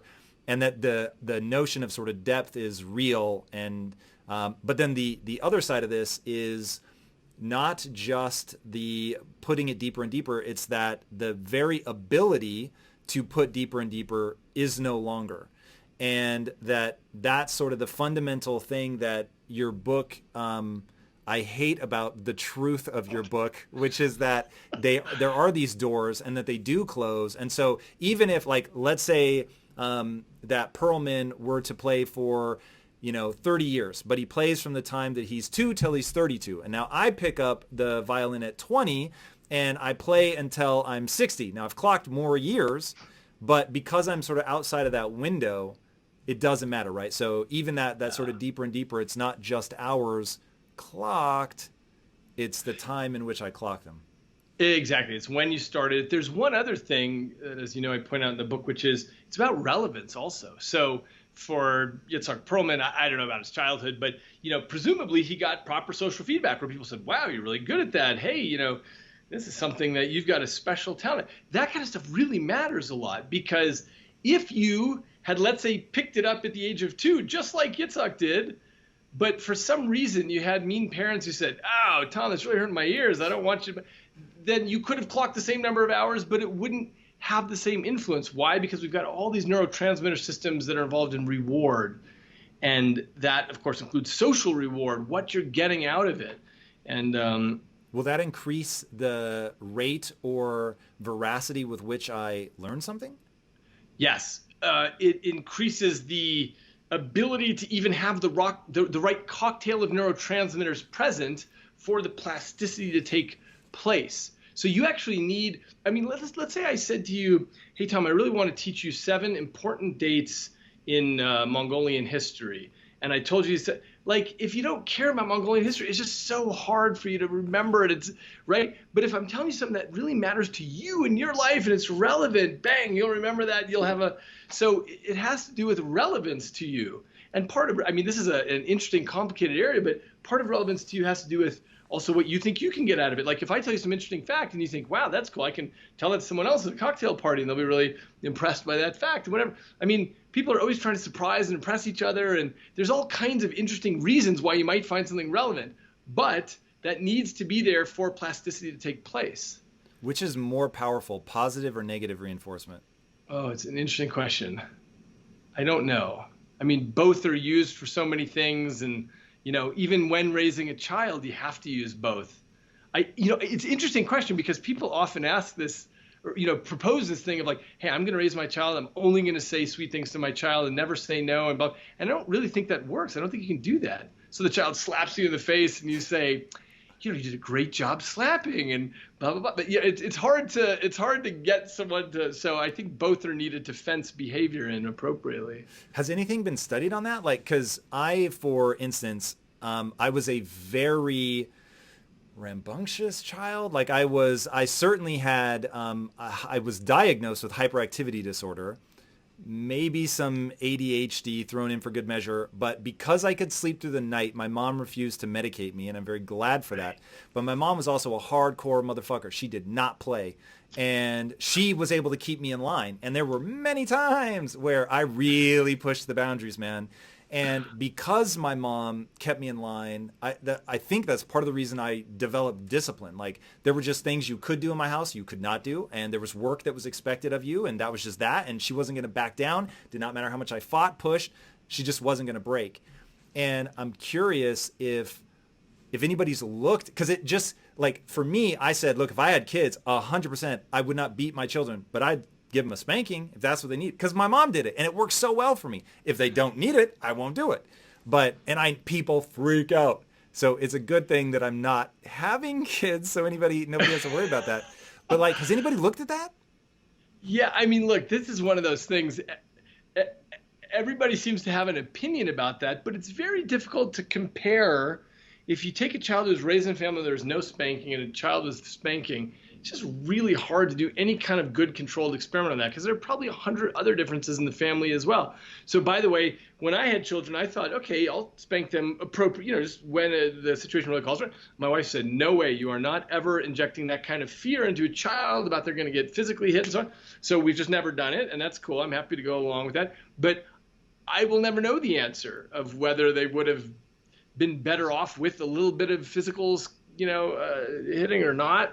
There's a whole class of questions that we can ask where there's no good way to study it. I mentioned this in the book because I haven't heard anybody else saying this, but I think it's really important.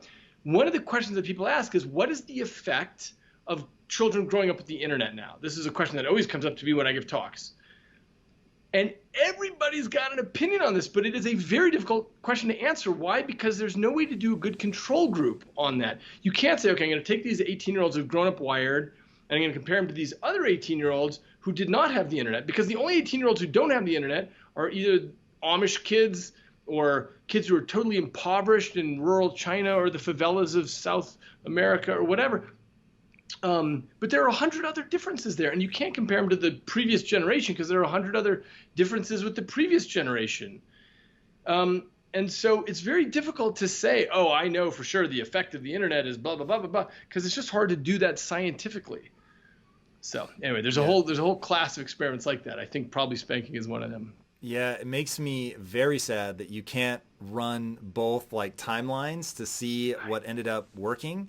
I'm really curious. And, you know, with sort of scientific curiosity, I'm open. Like if I actually would have been better off somehow if my mom had had a more ninja style of parenting that didn't involve spanking me, cool. I don't have some need for it to be that spanking worked. I just want to know what actually works. Like when I think about, there's sort of two things that I think about. One, I actually am very, very interested in what sort of the ideal thing is to give to a kid psychologically to help them thrive. Just when I think about what's the contribution I want to make to society, it's all around mindset and kids. And then also just as an adult, I think about how far can we take this? You know what I mean? Like every time I engage with you in your work, there is some like cocktail party, like this is just fucking fascinating and I want to tell people this at a party. But there's far more than that for me is I want to use it in my own life. You know, the quote that I began with, I'm not kidding when I say I'm legitimately haunted by the notion that genius is a young man's game. And the reason is I was a late bloomer. And so the idea that I know physicists talk about sort of 35, 36 is about the sort of last moment you can expect yourself to have any meaningful breakthrough. And I'm in my 40s, so that sucks.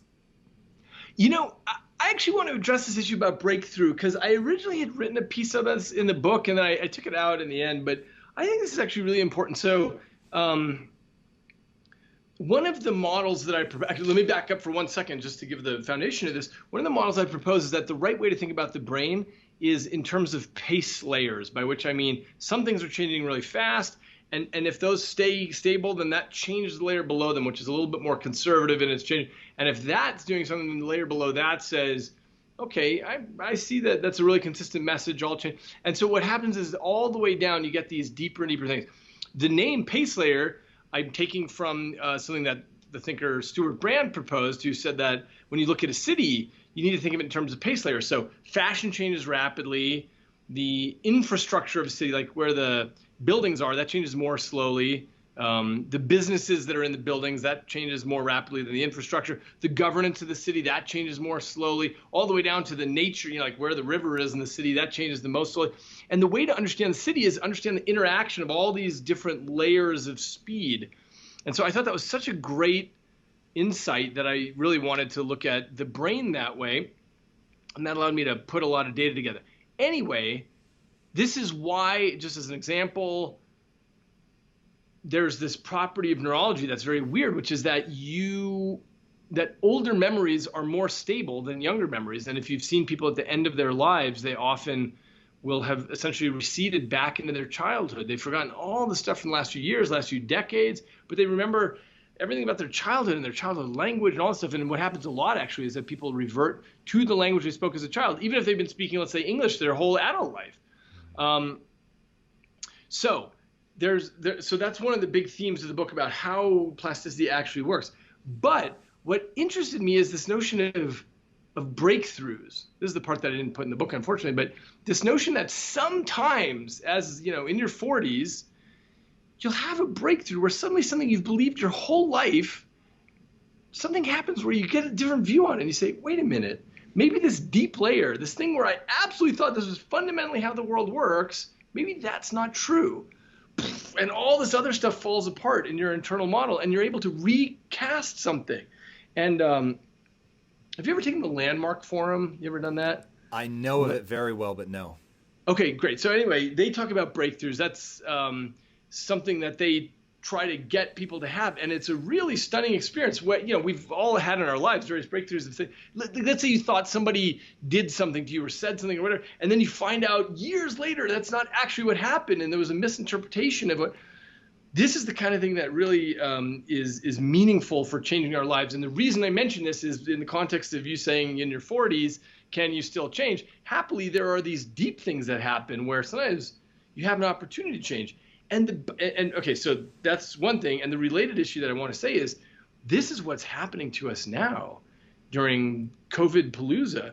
We are all knocked off of our hamster wheels. We are suddenly our internal models. Remember, I talked about how our whole lives we sort of make this model of exactly what's going on. All of a sudden, we're all kicked off this path of least resistance, and we're having to refigure out everything afresh.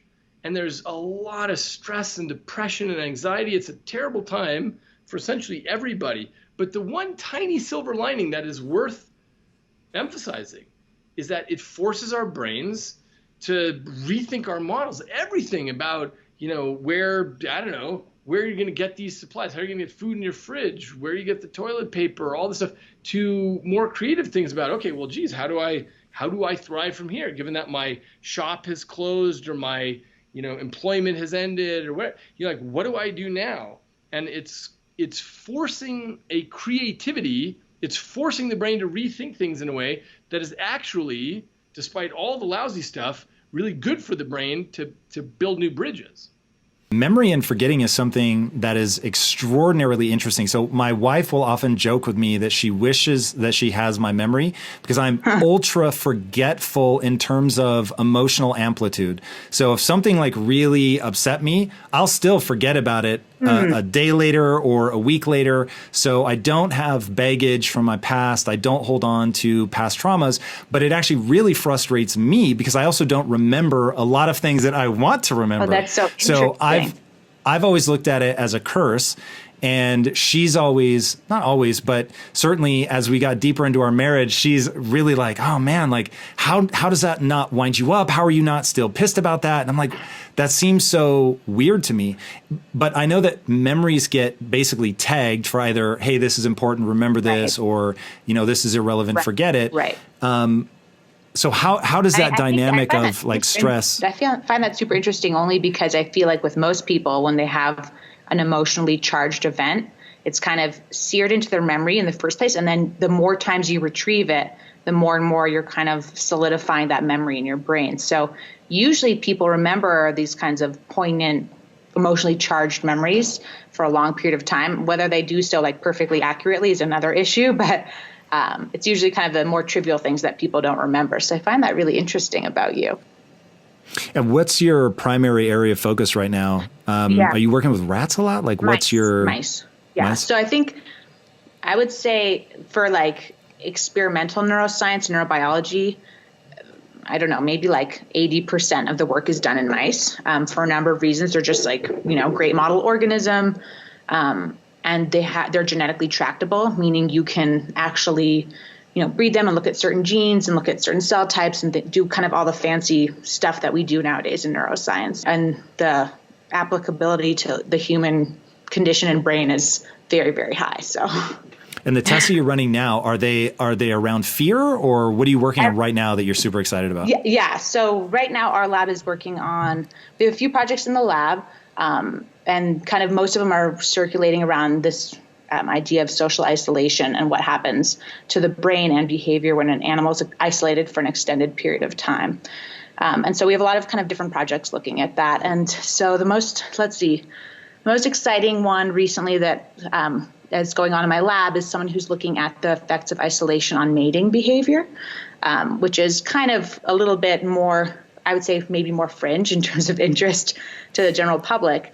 But I think it's super interesting because he's also able to record mouse song. So it turns out mice will sing as a form of courtship to kind of get the female, a male mouse will sing to kind of get the female interested in it. And so if the animals are isolated, it turns out that both the mating behavior is disrupted and also this song is disrupted. And so we're doing some pretty interesting experiments. Are they singing when they're alone, like trying to attract, or when you put them back together, now they can't sing properly? Male mice will sing to a female mouse as it's trying to court her. And it's not anything that any of us could hear with our naked ear. You need very special kind of ultrasonic vocalization equipment to be able to hear this song and to also analyze these very complex, bands of frequency and song bursts and things like that people have been doing in birds for years and years. And so now they're kind of starting to do it in mice, and it's super interesting.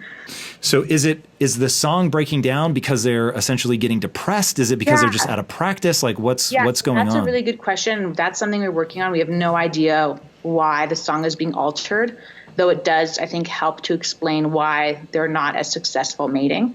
I was going to say, I'm assuming less attractive, the women are less likely to respond to it? Yeah, it's kind of like, if you're at a bar, when we used to go to bars, and a guy's like, hey, you want to go on a date, versus like, hey, you want to go on a date? It's who would you go out with? The one whose, frequency range is like really short and doesn't really have anything interesting going on, or the one that's able to kind of put some more spice in their song or approach. So, yeah. Now, it becomes really easy to understand why humans put so much energy into, or why isolation is so problematic is a better way to say it, because we're such a social animal. Are mice highly social? Yes, mice are very, very social. And we work on mating, but I also work on, this has kind of been more of the bigger area of my research, violence is a big, big thing that happens after social isolation. So interesting. Yeah, when animals. So they when you bring them back together, they just want to fuck shit up. Yeah, they're extremely violent, and actually, it's like one of the best models for looking at violence, which is what I was originally interested in. So if you isolate almost any species you look at, if you isolate them, they will be more violent when you introduce them back with another member of their species. That's weird. So what was it? What was the fascination around violence that led you to that? Yeah. Just the thought of humans can be violent, and let me figure out why? It was that, and it was kind of at the time where all these, school shootings and things were really picking up. And, not just school shootings, but all kinds of kind of violent behavior. It was really not being looked at so much at a neurobiological perspective. So I was super interested in why, how people can become really, really violent. And then when you start looking into the past of those kinds of people who, are shooters and things, there's either a history of mental health or social isolation or something like that. So, all right, well, break it down for me in terms of the neuroscience. So what's going on at a neurochemistry level or a wiring level as you isolate, and obviously we're extrapolating from mice into humans, but as we're living through a period of such unimaginable isolation. Like this seems like a pretty important question to get to the bottom of, because already we're seeing, pockets of violent outbursts. Yeah. And is this going to escalate would be a pretty reasonable question to ask. So what happens during isolation? Yeah. Well, I was going to say one thing to add is after isolation, animals are way more violent, but there's a host of other things that happen too. For instance, they're extremely persistent in their fear responses. So normally you might be afraid if you hear a car backfiring or the sound of a car honking, you might be afraid for a second. But if you've been isolated, that kind of persists beyond the kind of normal window for you to be afraid. So you have this enhanced fear persistence, this enhanced aggression, and then you have abnormalities really interacting with other members of your species. So if you're kind of given access to another friend mouse or a new mouse, you're not going to really spend that much time with it.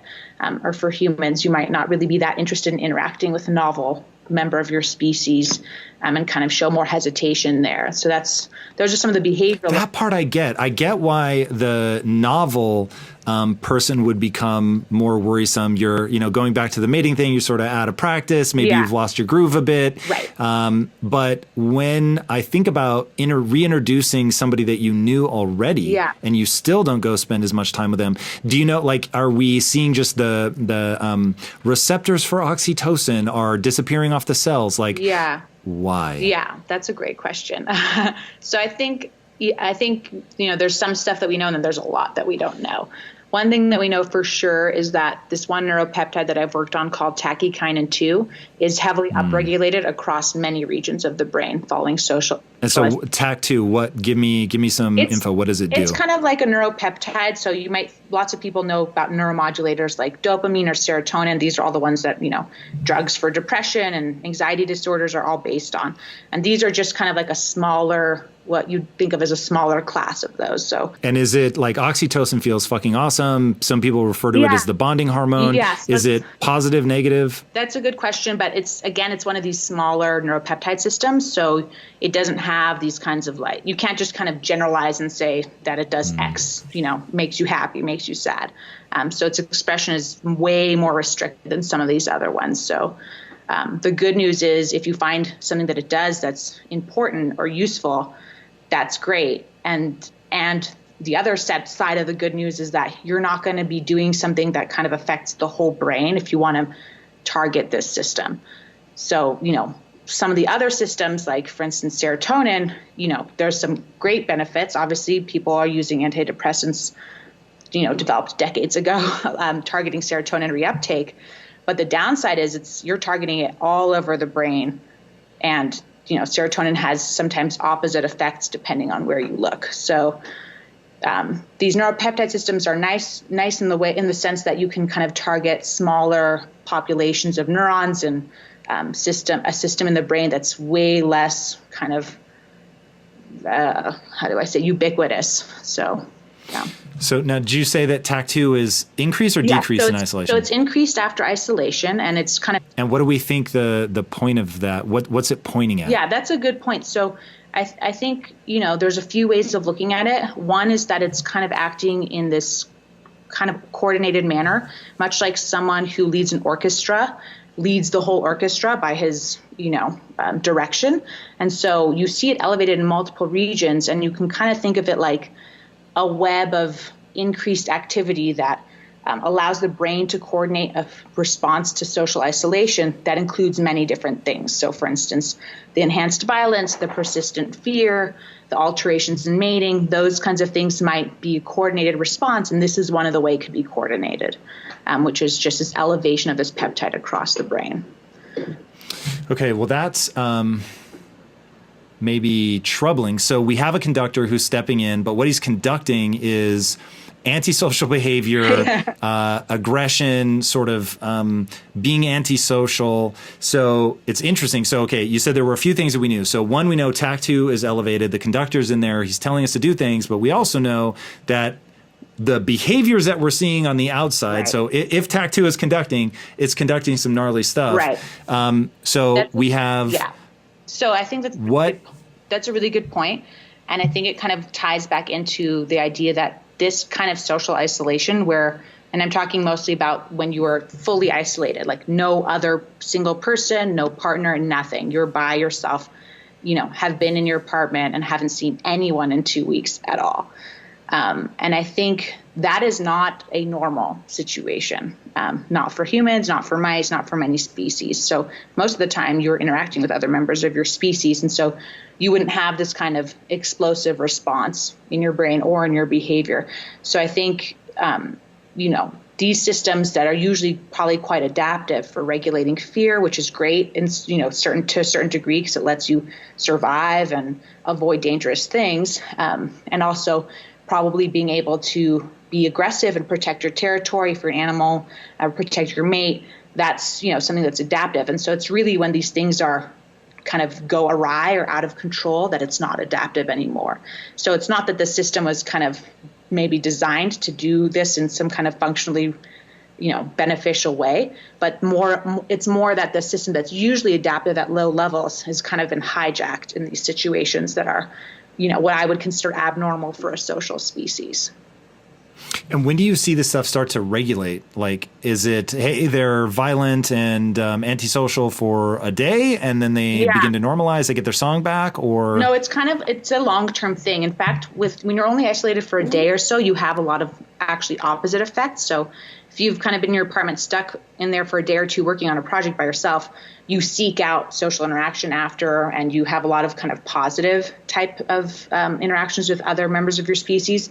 It's really only when this persists for a long period of time that you kind of slip into this state that's not adaptive or beneficial at all in terms of. And in the lab, how are we defining long time? Yeah, so in the lab with mice, it takes about 2 weeks, which, I'm just trying to think, they're usually live to a year and a half or 2 years. So that might be times 50 for humans. So I don't know, but it's hard, it's hard to make that exact analogy. I don't like making those analogies.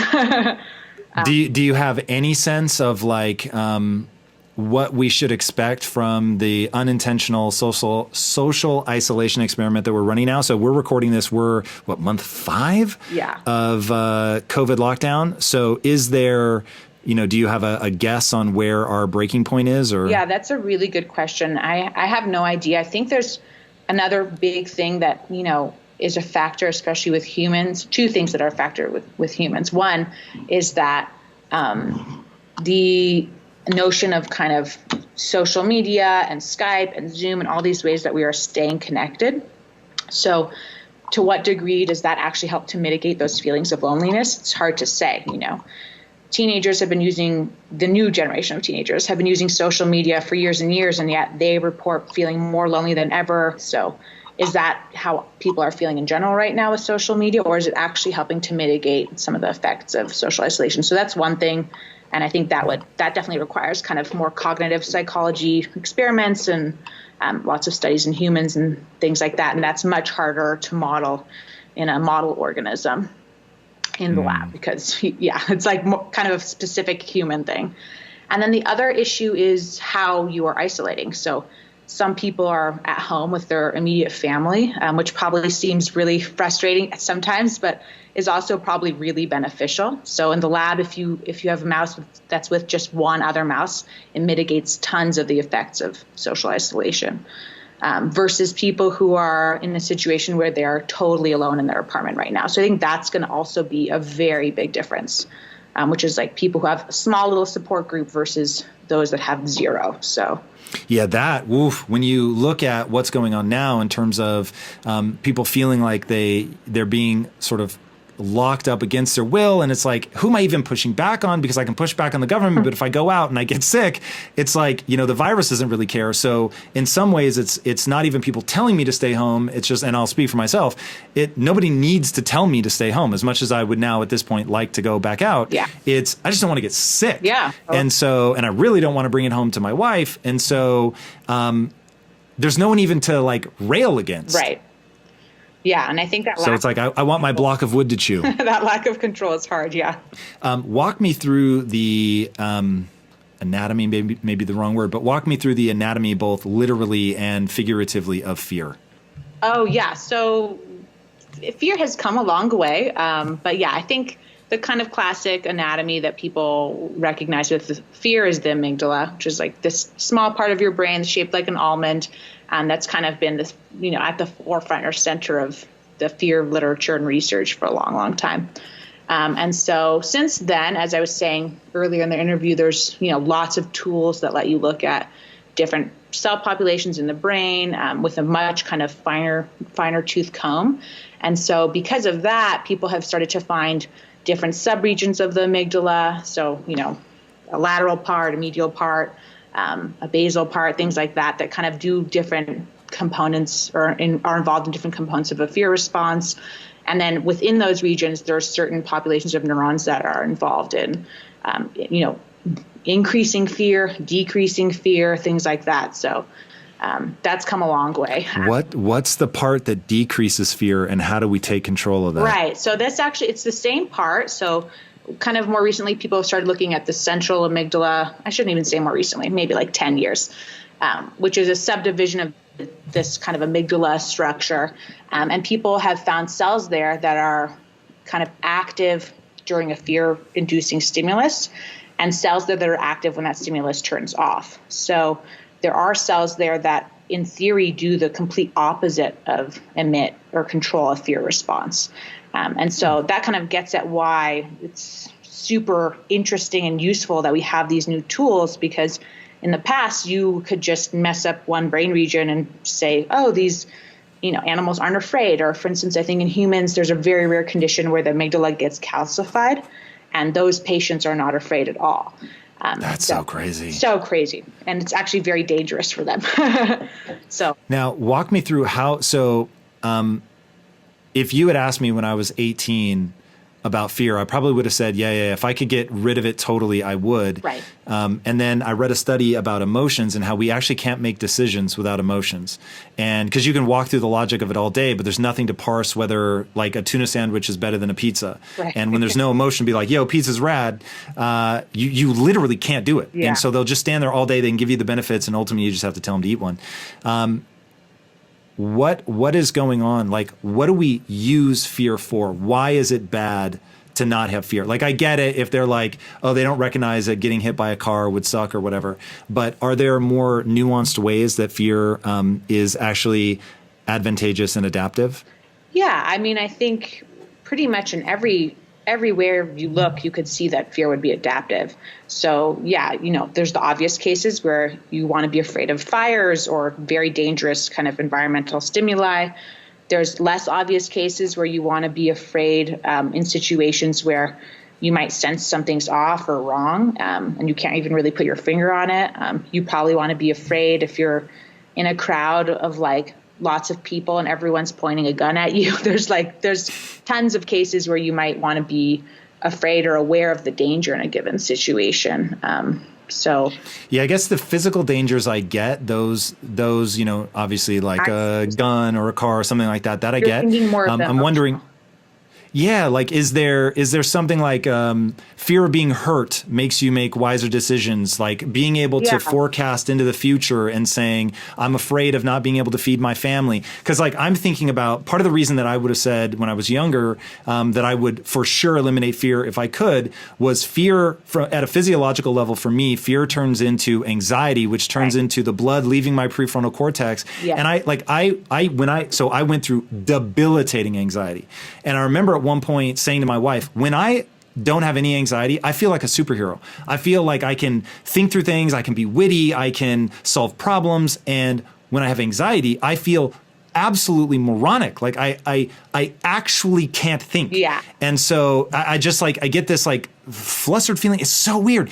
Now, once I understood that the blood was literally leaving my prefrontal cortex, and so my higher level cognition was actually shutting down, it was like, okay, that makes sense. So there, it's like, well, the anxiety might be public speaking or, it's not something life-threatening, at least not in a modern context. Right. And so because it seems to so easily get out of control, it's like I want to sort of better understand if it's, and maybe I just answered my own question, but, if thinking through things like being able to predict the future break down if you don't have fear? Yeah, that's a really good point. I would probably argue even for those situations, a little bit of fear is good. And you gave the example of public speaking. So, you're like in the back of the stage, you're about to go give a talk to a huge audience or something like that.